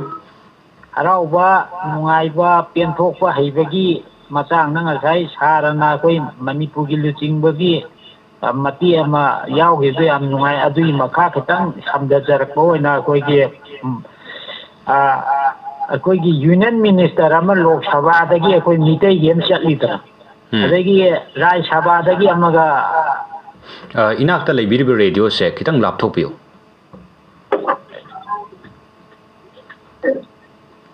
ꯍꯥꯏꯕꯤꯔꯣ ꯑꯃꯅ ꯑꯩꯈꯣꯏꯒꯤ CM ꯑꯣꯏꯔꯦꯕ ꯑꯃꯅ ꯔꯥꯖ꯭ꯌ ꯁꯚꯥꯒꯤ ꯃꯦꯝꯕꯔ ꯑꯃ ꯑꯣꯏꯔꯤ ꯑꯃꯅ ꯂꯣꯛ ꯁꯚꯥꯒꯤ ꯑꯃ ꯑꯣꯏꯔꯤ ꯑꯃꯅ CM ꯑꯍꯨꯝꯁꯤꯒꯤ ꯄꯦꯟꯊꯣꯛꯄ ꯅꯨꯡꯉꯥꯏꯕꯒꯤ ꯃꯇꯥꯡꯗ ꯈꯤꯇ ꯍꯧꯖꯤꯛ ꯊꯣꯛꯏꯕ ꯋꯥꯊꯣꯛꯁꯤꯒ ꯃꯔꯤ ꯂꯩꯅꯗꯕ ꯃꯣꯏꯒꯤ ꯅꯨꯡꯉꯥꯏꯕꯒ ꯄꯥꯎ ꯈꯤꯇ ꯄꯨꯈꯠꯆꯔꯕꯗ ꯑꯩꯈꯣꯏꯒꯤ ꯑꯃꯅ ꯌꯨꯅꯤꯌꯟ ꯃꯤꯅꯤꯁꯇꯔ ꯄꯤꯔꯦ ꯍꯥꯏꯅ ꯃꯅꯤꯄꯨꯔꯒꯤ ꯃꯩꯇꯩ ꯆꯨꯝꯅ ꯍꯥꯠꯂꯁꯨ ꯑꯩꯗꯤ ꯃꯤꯅꯤꯁꯇꯔ ꯐꯪꯉꯦ ꯍꯥꯏꯕꯒꯤ ꯃꯇꯥꯒꯨꯝꯅ ꯄꯦꯟꯊꯣꯛꯇꯕ ꯑꯗꯨꯒ ꯑꯩꯈꯣꯏ ꯃꯔꯨꯞ ꯑꯉꯧꯗ ꯍꯥꯏꯖꯅꯤꯡꯕ ꯑꯃꯅ ꯑꯩꯈꯣꯏ ꯃꯣꯠ ꯑꯣꯏꯅ ꯊꯝꯕꯤꯔꯛꯇꯕꯤꯗꯀꯣ ꯑꯩꯈꯣꯏꯒꯤ ꯄꯥꯎꯁꯤ ꯈꯟꯅꯕ ꯌꯥꯕ ꯅꯩꯅꯕ ꯌꯥꯕ ꯔꯣꯝꯗ ꯄꯨꯈꯠꯄꯤꯔꯛꯎ ꯑꯗꯨꯒ ꯑꯩꯈꯣꯏ ꯃꯣꯠ ꯑꯣꯏꯅ ꯊꯝꯕꯒꯤꯁꯨ ꯄꯥꯕ꯭ꯂꯤꯛꯀꯤ ꯑꯣꯏꯅ ꯅꯨꯃꯤꯠ ꯑꯃ ꯑꯗꯨꯝ ꯂꯩꯖꯔꯤ ꯃꯗꯨꯗ ꯑꯣꯏꯅ ꯐꯣꯡꯗꯣꯛꯄꯤꯅꯕ ꯁꯜ ꯑꯣꯏꯅ ꯂꯥꯛꯆꯒꯗꯣꯏꯅꯦꯕ ꯍꯣꯏ ꯍꯥꯏꯕꯤꯌꯨ ꯑꯗꯒꯤ ꯑꯃꯅ ꯑꯩꯈꯣꯏꯒꯤ ꯔꯥꯖ꯭ꯌ ꯁꯚꯥꯒꯤ ꯅꯤꯡꯊꯧ ꯑꯣꯏꯅ ꯃꯃꯤꯡꯒꯤ ꯅꯤꯡꯊꯧ ꯑꯣꯏꯅ ꯂꯩꯔꯝꯕꯗꯒꯤ ꯃꯌꯥꯝ ꯆꯪꯗꯅ ꯔꯥꯖ꯭ꯌ ꯁꯚꯥꯒꯤ ꯃꯤꯍꯨꯠ ꯑꯃ ꯑꯣꯏꯍꯟꯈꯤꯕꯗꯒꯤ ꯍꯔꯥꯎꯃꯟꯈꯤꯗꯅ ꯄꯦꯟꯊꯣꯛꯃꯟꯈꯤꯗꯅ ꯂꯩꯊꯣꯛꯈ꯭ꯔꯕ꯭ꯔꯥ ꯑꯗꯒꯤ ꯑꯃ CM ꯑꯣꯏꯕꯤꯔꯤꯕꯁꯤꯅ ꯑꯩꯈꯣꯏꯒꯤ ꯍꯧꯖꯤꯛ ꯑꯩꯈꯣꯏꯒꯤ ꯀꯪꯒ꯭ꯔꯦꯁꯇꯒꯤ ꯃꯥꯁꯦ ꯂꯩ ꯌꯥꯒ ꯂꯩꯔꯝꯃꯒ ꯐꯠ ꯂꯥꯎ ꯆꯣꯡꯁꯤꯟꯈꯤꯗ ꯐꯨꯠ ꯇꯥꯕꯒ ꯆꯣꯡꯁꯤꯟꯕꯒ ꯇꯥꯕꯒ ꯇꯥꯟ ꯆꯥꯔꯨꯗꯅ CM ꯑꯣꯏꯊꯣꯛꯈꯤꯕ ꯑꯗ ꯍꯥꯏꯔꯤꯕ สิ่งที่อวยขีบที่หาเรามันกี่แต่ในคุยกี่เปลี่ยนทุกมันแค่นั้นนะยิ่งมันนี่พูดถึงว่าทุกสิ่งที่ยังเชลลี่เตารีเด็ก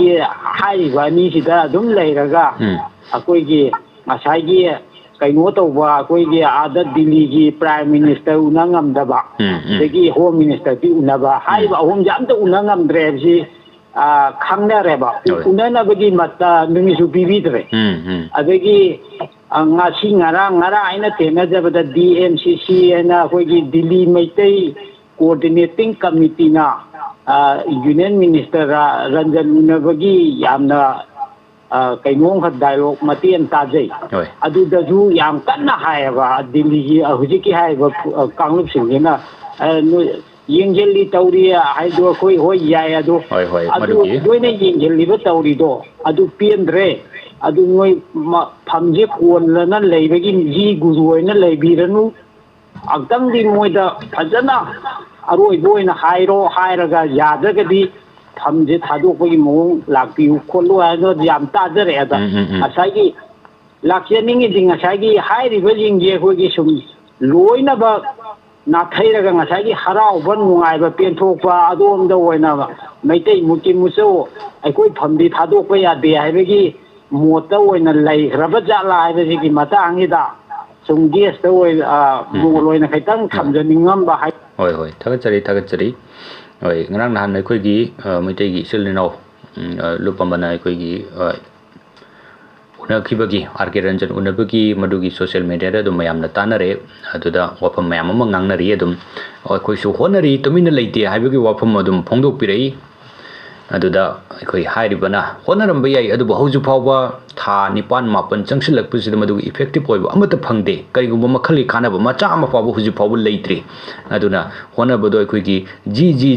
aina sum aroibagi mingda ji tapsalaga sum leibagi matamdu natre haibani phongdok pirbu wafamse aduga garang nahanda semoi kiba Mizoram gi dudi adum mai khoi gi nomkhoi sambal khaba yaroi haidana adum yam mukna dum hairi Nagaland gi su makhoi gi khaba yaroi haibagi wafam adum leiri aikhoi gi di moina torupadu da ji hoi aidana adum haibagi mong se masi tobirano haiba yaba matang da haisi aduga aikhoi gi misi mina si lepoi da bu oiragadi adwai matang du dadi haibiranu haibani kitang makhoi gi mayuk ta soi khoi haiba mathau tai niyam gi wangma da thabuk tok sai bana te niyam da chala kan da khoi haiba yaba tobu yaba mukpa yaba matang chief minister amu oina MP amu oina mukpa yaba sugar mukshi haibani haijaba da tarak tragadi khoi kitang su marak ta mukshi haiba gi wafam da ngasa kitang thambiu mi da torisina khoi gi praja gi mihunina praja ga pam da tawni haiba Ipuzina praja gi makoknina aikoina tawbudu da moya ga daba praja sin ya ga daba aduni mi gi praja gi mihuni aikoina praja sin gi makokni koisi sigi kunu gi sine ai matang sine wa phong kitang ai tamjage ai biu akuju leiriba manipur da gi chaliba makoi ani ja masi yam maru oiba thamda biya daba aduga Delhi hek yauki badana makoi gi mawa chattaba makoi bu darkar leitane inthoga thaba posakam khatne masi kali posakno haira ka du dai da ai khoi gi yenjang di hapa adu chagluk hek jorap kada ma bu tokiba khoi gi tej pata na ma leibus are ja masi ne ba khoi gi tej pata mana ani ne ba khoi gi thongam dai khakta da ma bu mathau season na ba bi suyang de ma khoi ani hapta ba yenjang thong ba da sa thong ba da nga thong ba da hapta ba suyang de madugi material du khoi na chagluk hek jorap pada de ma khoi bu toki ga da ba hoi injang material du khoi hawraba kan da di ma khoi se maru oirakta bane ba maru oirakta ba adu ga chamana na hai ba makoi ani che manipur dai makoi ani du lakoi aroi thamaroi gaina hai ragi election pangsok yam hoi ja makoi ani AP election da makoi ani yau da ya pote adai makoi ni pugala ka da Delhi ora ka da makoi ni khatla ga dong toki wo du ne cha ba ko ni che ba sum lagi number du khaktang count tawna na bagi adom do to tasiyai no manipur da gi chaliba makoi ani sidi ai wakalo da di chaba ya drabat pes pata mana ani khatwa do ani lai di logjai uno masi tada na ko yan bagi hai bese tes pata oi bese masi ni na namaga tes pata oi manate moi na namaga oi sabana ꯀꯔꯤꯒꯤꯗꯃꯛꯇ ꯃꯈꯣꯏꯁꯦ ꯑꯩꯈꯣꯏꯒꯤ ꯆꯥꯕ ꯌꯥꯕꯗ ꯍꯔꯤꯕꯣꯞ ꯑꯣꯏꯅ ꯑꯃ ꯂꯩꯕꯁꯦ ꯃꯁꯤ ꯑꯣꯏꯕꯩ ꯃꯍꯨꯠꯇꯗꯤ ꯇꯦꯖꯄꯇꯥ ꯑꯣꯏꯅꯤꯡꯉꯦ ꯃꯣꯏꯅ ꯃꯔꯝꯗꯤ ꯍꯥꯎꯔꯒꯗꯤ ꯆꯥꯊꯣꯛꯈꯤꯅꯦꯅ ꯑꯗꯨꯒ ꯑꯗꯨ ꯇꯦꯖꯄꯇꯥ ꯑꯣꯏꯔꯒ ꯍꯨꯟꯇꯣꯔꯛꯄꯗꯨꯅꯦꯕ ꯃꯣꯏꯅ ꯄꯥꯝꯃꯤꯁꯦ ꯃꯔꯝꯗꯤ ꯀꯩꯅꯣꯗ ꯗꯤꯜꯂꯤ ꯌꯧꯔꯒ ꯈꯟꯇꯣꯔꯛꯄꯁꯨ ꯃꯣꯏ ꯄꯥꯝꯃꯤ ꯃꯔꯝꯗꯤ ꯀꯩꯅꯣꯗ ꯗꯤꯜꯂꯤ ꯌꯧꯕꯗ ꯃꯣꯏ ꯃꯔꯣꯟ ꯊꯣꯛꯑꯔꯣꯏ ꯀꯔꯤ ꯍꯥꯏꯒꯗꯒꯦ ꯈꯪꯉꯔꯣꯏ ꯀꯔꯤ ꯉꯥꯡꯒꯗꯒꯦ ꯈꯪꯉꯔꯣꯏ ꯀꯔꯤ ꯑꯃꯐꯥꯎ ꯉꯝꯃꯣꯏꯗꯕꯅꯤꯅ ꯀꯥꯆꯤꯟꯗ ꯑꯗꯨꯝ ꯀꯨꯜꯂꯒ ꯂꯩꯅꯕꯒꯤꯗꯃꯛꯇ ꯀꯥꯆꯤꯟꯗ ꯏꯟꯁꯤꯜꯂꯛꯄꯗꯣ ꯃꯣꯏꯁꯨ ꯄꯥꯝꯕꯒꯨꯝ ꯇꯧꯋꯦ ꯑꯩꯈꯣꯏꯅ ꯎꯖꯕ ꯀꯥꯟꯗ ꯍꯥꯏꯇꯥꯔꯦ ꯑꯗꯨꯅ ꯃꯤꯒꯤꯗꯤ ꯃꯅꯤꯡꯗ ꯂꯦꯞꯄꯒ ꯈꯨꯠ ꯊꯥꯡꯒꯠꯂꯒ ꯇꯦꯕꯜ ꯃꯊꯛꯇ ꯀꯥꯈꯠꯂꯒꯕꯨ ꯂꯥꯛꯏꯅꯦ ꯃꯃꯥꯡ ꯇꯝꯅ ꯑꯗꯨꯒ ꯃꯃꯥꯡꯗꯩ ꯋꯥ ꯉꯥꯡꯉꯤꯅꯦ ꯃꯤꯒꯤ ꯉꯥꯡꯅꯤꯡꯕꯁꯤꯡꯒꯤ ꯑꯄꯥꯝꯕꯁꯤꯕꯣꯕ ꯑꯗꯨꯗ ꯑꯩꯈꯣꯏꯒꯤꯗꯤ ꯀꯦꯃꯦꯔꯥꯁꯤꯅ ꯂꯩꯔ ꯊꯤꯔꯛꯄꯗ ꯎ ꯐꯪꯗꯦꯅꯦ ꯂꯣꯠꯄ ꯈꯨꯂꯣꯠꯁꯦ ꯑꯗꯨꯅ ꯃꯁ꯭ꯋꯥꯏꯁꯤ ꯌꯥꯝ ꯈꯦꯠꯅꯕ ꯂꯩ ꯍꯥꯏꯖꯔꯤꯕ ꯋꯥꯐꯝꯁꯤꯡꯁꯤ ꯐꯥꯒꯤ ꯃꯥꯜꯂꯒꯁꯨ ꯏꯟ ꯔꯤꯌꯦꯂꯤꯇꯤ ꯄꯨꯁꯤꯜꯂꯛꯄ ꯃꯇꯝꯗꯗꯤ ꯇꯁꯦꯡꯅ ꯑꯗꯨꯛꯀꯤ ꯃꯇꯤꯛ ꯑꯀꯤꯕ ꯐꯤꯕꯝꯗ ꯂꯩꯔꯦ ꯍꯥꯏꯕ ꯋꯥꯐꯝꯗꯨꯅꯤ ꯊꯝꯖꯅꯤꯡꯉꯤꯁꯤ ꯃꯅꯤꯄꯨꯔꯒꯤ ꯑꯦज ꯑꯦ ꯍꯣꯜ ꯔꯤꯄ꯭ꯔꯖꯦꯟ ꯇꯧꯔꯤꯕ ꯃꯈꯣꯏ ꯑꯅꯤꯈꯛ ꯁꯨꯞꯅꯒꯤ 5-10 ꯅꯠꯇꯕ ꯑꯅꯤꯈꯛꯇꯨꯅ ꯃꯅꯤꯄꯨꯔꯒꯤ ꯏꯁꯨ ꯄꯨꯝꯅꯃꯛꯁꯤ ꯗꯦꯜꯂꯤꯗ ꯐꯝꯃꯒ ꯈꯪꯍꯟꯗꯣꯏꯅꯦꯕ ꯌꯥꯝ ꯂꯨꯈ꯭ꯔꯕ ꯔꯣꯜ ꯑꯅ ꯀꯩꯅꯣ ꯔꯤꯛꯁꯅꯦꯕ ꯂꯧꯔꯤꯁꯤ ꯀꯔꯤ ꯑꯃ ꯐꯥꯎꯕ ꯃꯗꯨ ꯇꯧꯗꯕꯤꯗ ꯆꯨꯝꯗ꯭ꯔꯤꯡ ꯆꯨꯝꯅ ꯐꯝꯃ ꯀꯥꯟꯗꯨꯗꯩꯗ ꯆꯨꯝꯗ꯭ꯔꯤꯡ ꯆꯨꯝꯅ ꯍꯜꯂꯛꯄ ꯐꯤꯕꯝꯁꯦ ꯌꯥꯝꯅ ꯑꯩꯈꯣꯏꯒꯤ ꯅꯤꯡꯉꯝꯗꯅꯤꯡꯉꯥꯏꯅꯤ ꯑꯗꯨꯅ ꯃꯈꯣꯏꯒꯤ ꯃꯊꯛꯇ ꯅꯍꯥꯟ ꯑꯩꯈꯣꯏꯒꯤ CSO ꯃꯌꯥꯝꯁꯤꯡꯅ ꯋꯥ ꯉꯥꯡꯕꯗ ꯌꯥꯝ ꯀꯟꯕ ꯋꯥꯐꯝꯁꯤꯡ ꯊꯝꯃꯦꯕ ꯑꯗꯨ ꯑꯩꯈꯣꯏꯅ ꯈꯟꯖꯕꯗꯗꯤ ꯇꯁꯦꯡꯅ FBꯒꯨꯝꯕꯗ ꯑꯩꯈꯣꯏꯒꯤ ꯌꯥꯝ ꯀꯟꯅ ꯑꯩꯈꯣꯏꯒꯤ ꯃꯣꯏꯒꯤ ꯍꯦꯃꯥꯡ ꯑꯣꯟꯁꯤꯟꯅꯕ ꯀꯥꯟꯗ ꯑꯀꯟꯕ ꯋꯥꯍꯩꯒ ꯁꯤꯖꯤꯟꯅꯕꯁꯤ ꯇꯁꯦꯡꯅꯗꯤ ꯁꯤꯖꯤꯟꯅꯍꯟꯖꯅꯤꯡꯗꯕꯀꯣ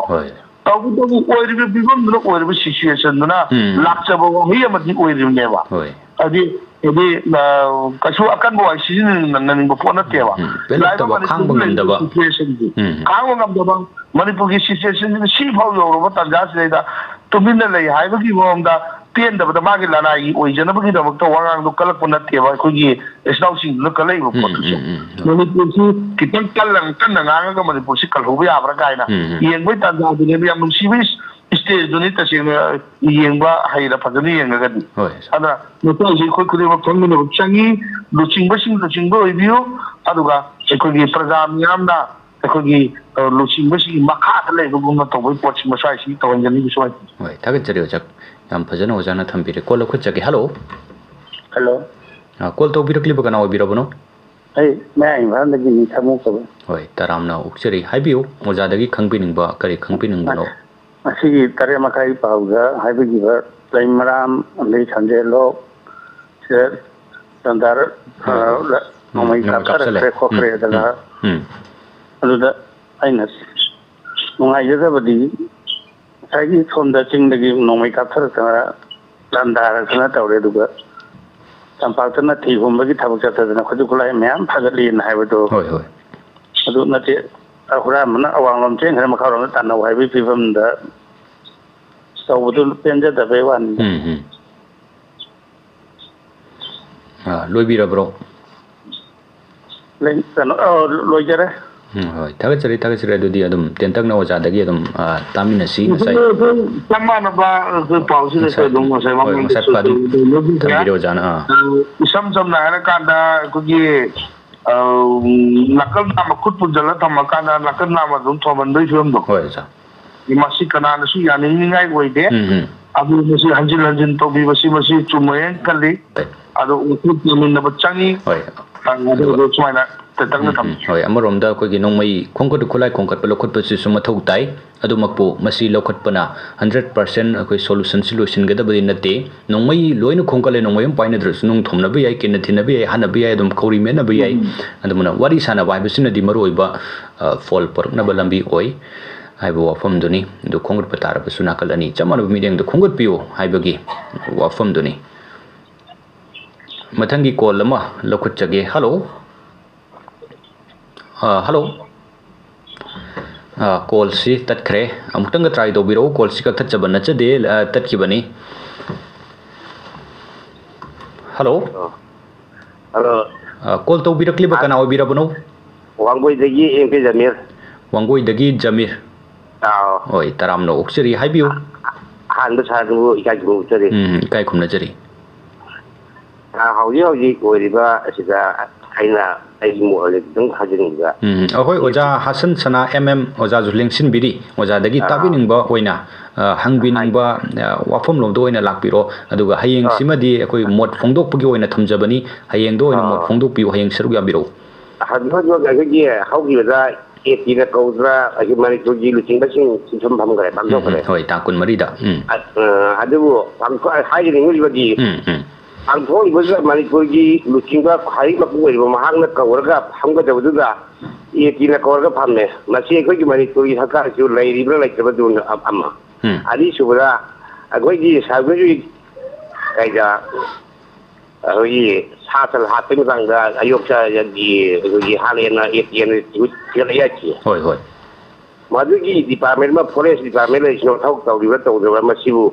ꯑꯩꯈꯣꯏꯒꯤ ꯃꯅꯤꯄꯨꯔꯁꯤꯗ ꯇꯧꯔꯤꯕ ꯁꯔꯀꯥꯔꯒꯤ ꯂꯣꯏꯁꯪꯁꯤꯡꯁꯤꯅ ꯃꯁꯥ ꯃꯁꯥꯒꯤ ꯃꯊꯧ ꯇꯧꯔꯛꯇꯕꯗꯒꯤ ꯉꯁꯤ ATꯅ ꯄꯦꯟꯗꯕꯗꯒꯤ ꯄ꯭ꯔꯖꯥ ꯃꯤꯌꯥꯝꯅ ꯍꯧꯔꯛꯄꯗꯒꯤ ꯍꯧꯖꯤꯛ ꯊꯤꯒꯠꯂꯛꯏꯁꯤꯡꯁꯤꯗ ꯑꯩꯈꯣꯏꯁꯤ ꯁꯔꯀꯥꯔꯁꯤ ꯂꯩꯔꯤꯕ꯭ꯔꯥ ꯂꯩꯇꯕ꯭ꯔꯥ ꯍꯥꯏꯕꯗꯨꯅꯤ ꯒꯦꯠꯇꯒꯤ ꯍꯪꯖꯅꯤꯡꯉꯤꯁꯤ ꯍꯣꯏ ꯌꯥꯝ ꯐꯖꯕ ꯋꯥꯍꯪꯅꯤ ꯑꯩꯈꯣꯏ ꯅꯍꯥꯟꯁꯤ ꯇꯥꯡ 24 ꯊꯥꯁꯤꯒꯤ 24ꯗ ꯑꯩꯈꯣꯏꯒꯤ ꯃꯔꯨꯞ AT ꯑꯔꯥꯝꯕꯥꯏ ꯇꯦꯡꯒꯣꯜꯅ ꯌꯥꯝꯅ ꯃꯔꯨꯑꯣꯏꯕ ꯊꯧꯗꯥꯡ ꯑꯃ ꯂꯧꯕꯤꯔꯀꯥꯟꯗ ꯃꯌꯥꯝꯒꯤ ꯑꯄꯥꯝꯕ ꯃꯇꯨꯡ ꯏꯟꯅ ꯂꯩꯉꯥꯛꯁꯤ ꯑꯩꯈꯣꯏ ꯑꯃꯨꯛꯇ ꯄꯨꯟꯁꯤꯟꯅꯕ ꯌꯥꯗꯕ ꯄꯨꯟꯁꯤꯟꯅꯅ ꯐꯝꯃꯤꯟꯅꯧ ꯍꯥꯏꯕꯁꯤ ꯐꯝꯃꯤꯟꯅꯗꯅ ꯂꯥꯛꯄꯁꯤ ꯄꯨꯟꯁꯤꯟꯅꯅ ꯐꯝꯃꯤꯟꯅꯕꯒꯤ ꯇꯥꯟꯖꯥ ꯑꯃꯈꯛ ꯂꯧꯈꯤ ꯃꯁꯤ ꯌꯥꯝ ꯐꯕ ꯈꯣꯡꯊꯥꯡꯅꯤ ꯇꯧꯕꯇꯕꯨ ꯑꯩꯈꯣꯏ ꯃꯤꯌꯥꯝꯁꯤꯅ ꯍꯥꯏꯔꯀꯥꯟꯗ ꯑꯣꯏꯅ ꯈꯨꯠ ꯊꯤꯜꯂꯀꯥꯟꯗ ꯑꯣꯏꯅ ꯇꯧꯔꯤꯕꯁꯦ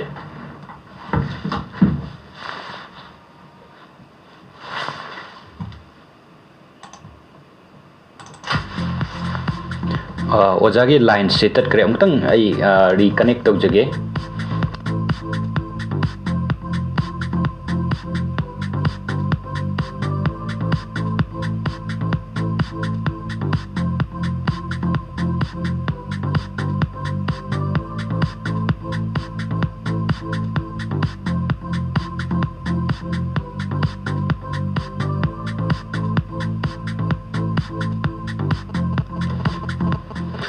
ꯑꯣꯖꯥꯒꯤ ꯂꯥꯏꯟꯁꯤ ꯇꯠꯈꯤꯕꯅꯤ ꯃꯔꯛꯁꯤꯗ ꯑꯩ ꯀꯅꯦꯛ ꯇꯧꯖꯒꯦ ꯃꯤꯀꯨꯞ ꯈꯔꯗꯪ ꯉꯥꯏꯃꯤꯟꯅꯁꯤ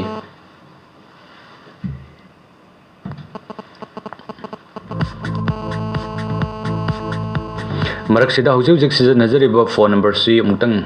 ꯅꯤꯡꯁꯤꯡꯖꯔꯛꯀꯦ 8132880336 ꯍꯥꯏꯔꯤꯕ ꯅꯝꯕꯔ ꯑꯁꯤꯗꯅꯤ ꯅꯧꯅ ꯁꯔꯨꯛ ꯌꯥꯕꯤꯅꯤꯡꯕ ꯔꯦꯗꯤꯑꯣ ꯃꯔꯨꯞꯁꯤꯡ ꯂꯩꯕꯤꯔꯒꯁꯨ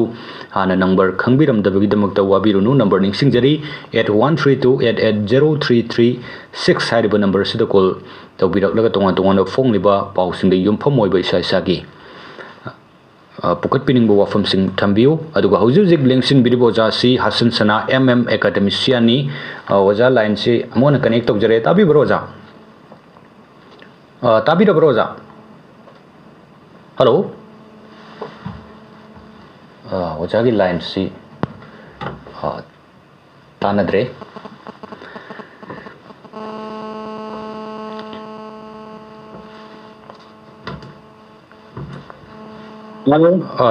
ꯇꯥꯕꯤꯔꯕ꯭ꯔꯣ ꯑꯣꯖꯥ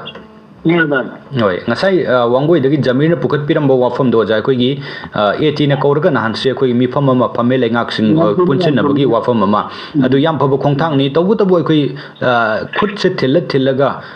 ꯋꯥꯁꯤ ꯀꯟꯅ ꯉꯥꯡꯅꯔꯀꯥꯟꯗ ꯀꯟꯅ ꯍꯥꯏꯖꯤꯜꯂꯀꯥꯟꯗ ꯀꯟꯅ ꯌꯦꯡꯁꯤꯜꯂꯀꯥꯟꯗ ꯀꯟꯅ ꯍꯦꯛ ꯊꯤꯟꯖꯤꯜꯂꯀꯥꯟꯗ ꯇꯧꯗꯕꯒꯤ ꯃꯑꯣꯡ ꯑꯃꯈꯛ ꯂꯩꯔꯤꯕꯁꯤ ꯂꯩꯉꯥꯛꯁꯤ ꯂꯩꯔꯤꯕ꯭ꯔꯥ ꯂꯩꯇꯕ꯭ꯔꯥ ꯍꯥꯏꯕꯒꯤ ꯋꯥꯍꯪꯗꯨꯅꯤ ꯉꯁꯥꯏ ꯑꯩꯈꯣꯏꯒꯤ ꯋꯥꯡꯒꯣꯏꯗꯒꯤ ꯀꯣꯂꯔ ꯑꯃꯅ ꯄꯨꯈꯠꯄꯤꯔꯝꯕ ꯑꯗꯨꯒ ꯉꯁꯥꯏꯒꯤ ATꯅ ꯀꯔꯤꯅ ꯑꯩꯈꯣꯏꯒꯤ ꯂꯝꯂꯛꯀꯤ ꯁꯥ ꯍꯥꯠꯄꯒꯤ ꯃꯇꯥꯡꯁꯤꯗ ꯃꯤꯠꯌꯦꯡꯒ ꯆꯪꯉꯛꯄ ꯇꯧꯕꯁꯦ ꯃꯁꯤ ꯌꯥꯝ ꯐꯩ ꯌꯥꯝ ꯐꯕ ꯈꯣꯡꯊꯥꯡꯅꯤ ꯑꯗꯨꯕꯨ ꯂꯩꯉꯥꯛꯀꯤ ꯑꯣꯏꯕ ꯏꯆꯥꯎ ꯆꯥꯎꯕ ꯗꯤꯄꯥꯔꯠꯃꯦꯟ ꯑꯃꯗꯤ ꯂꯩꯔꯤ ꯐꯣꯔꯦꯁ ꯋꯥꯏꯜ ꯂꯥꯏꯐ ꯗꯤꯄꯥꯔꯠꯃꯦꯟ ꯇꯣꯉꯥꯟꯕ ꯃꯌꯥꯝ ꯑꯃ ꯃꯥꯒꯤ ꯌꯦꯡꯁꯤꯟꯅꯕ ꯂꯩꯔꯤꯕꯁꯦ ꯃꯊꯧ ꯏꯇꯧ ꯇꯧꯗꯕꯁꯦ ꯃꯁꯤꯗ ꯂꯩꯉꯥꯛꯁꯤ ꯂꯩꯔꯤꯕ꯭ꯔꯥ ꯂꯩꯇꯕ꯭ꯔꯥ ꯍꯥꯏꯕꯒꯤ ꯋꯥꯍꯪꯗꯨꯅꯤ ꯉꯁꯥꯏ ꯑꯩꯈꯣꯏꯒꯤ ꯃꯔꯨꯞ ꯑꯃꯅ ꯄꯨꯈꯠꯄꯤꯔꯝꯕꯗꯣ ꯑꯣꯖꯥ ꯌꯥꯝ ꯆꯨꯝꯃꯦ ꯑꯩꯈꯣꯏꯒꯤ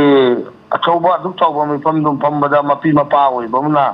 ꯂꯨꯆꯤꯡꯉꯀꯥꯟꯗ ꯄꯨꯊꯣꯛꯀꯗꯕꯗꯨꯗ ꯃꯥ ꯌꯥꯎꯗ꯭ꯔꯦ ꯀꯥꯏꯅ ꯍꯥꯏꯕꯁꯦ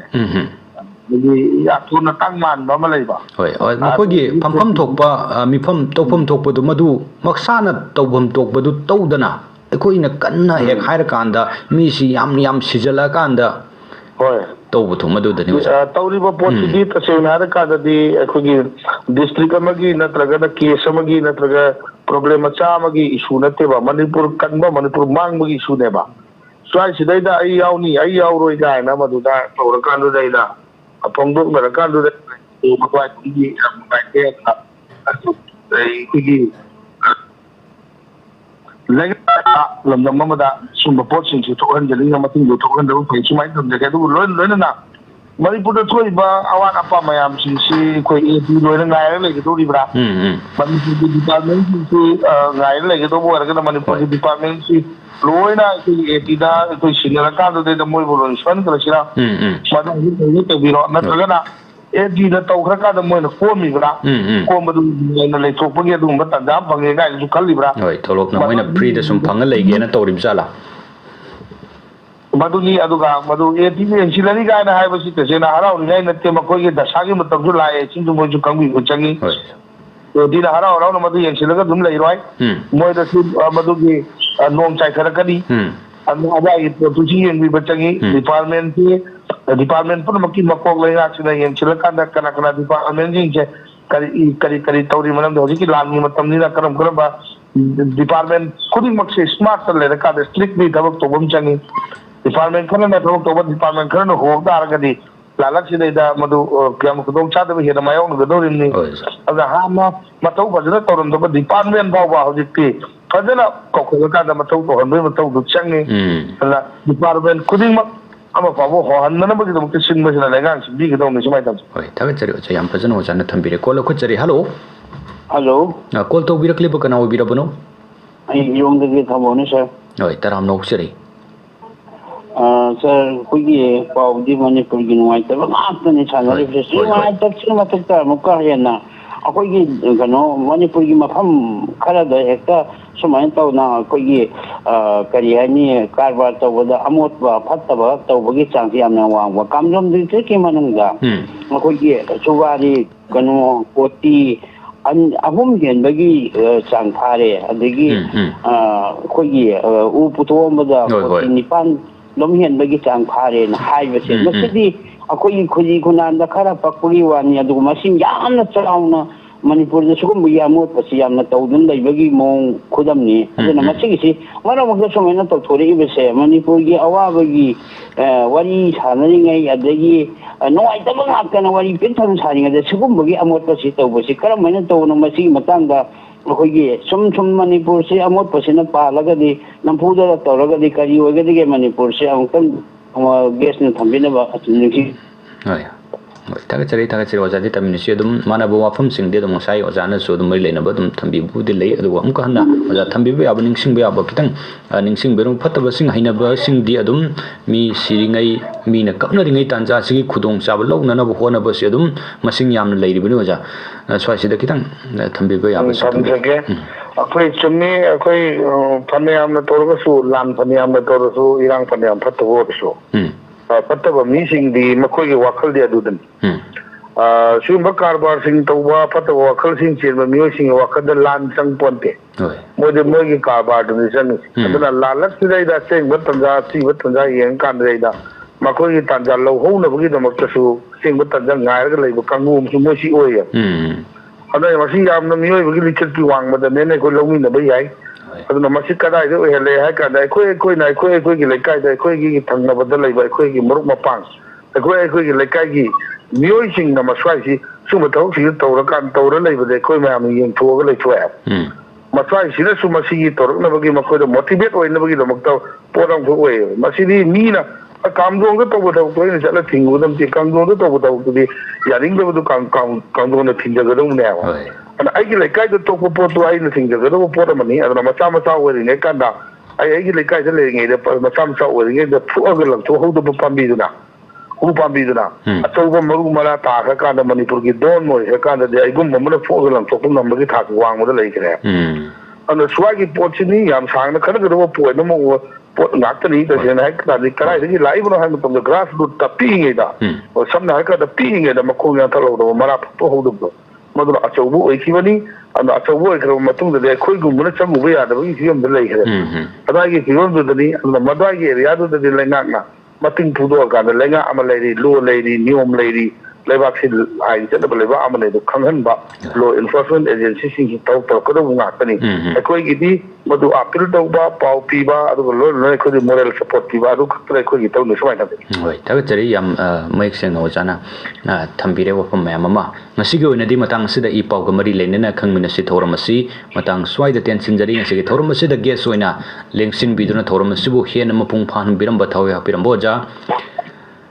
Hasan Sana Academician Ojabulu Silapud Amuk Hanaka Kumizabagoloina Tagachaba Funtok Seriosa. Loinana Torum assisted Zering Manu the Call to Bidaga Torum Sibu Sarukia Piramba Radio Marup Sing Loina Loinana Torumasi YouTube Lab Istumi Kutang the meeting Tabiba Radio with Hong the Tabiba Kudima Puslo Silapuda Amuka Hana Kai Kumizabagoloina Tagachaba Funtok Seri.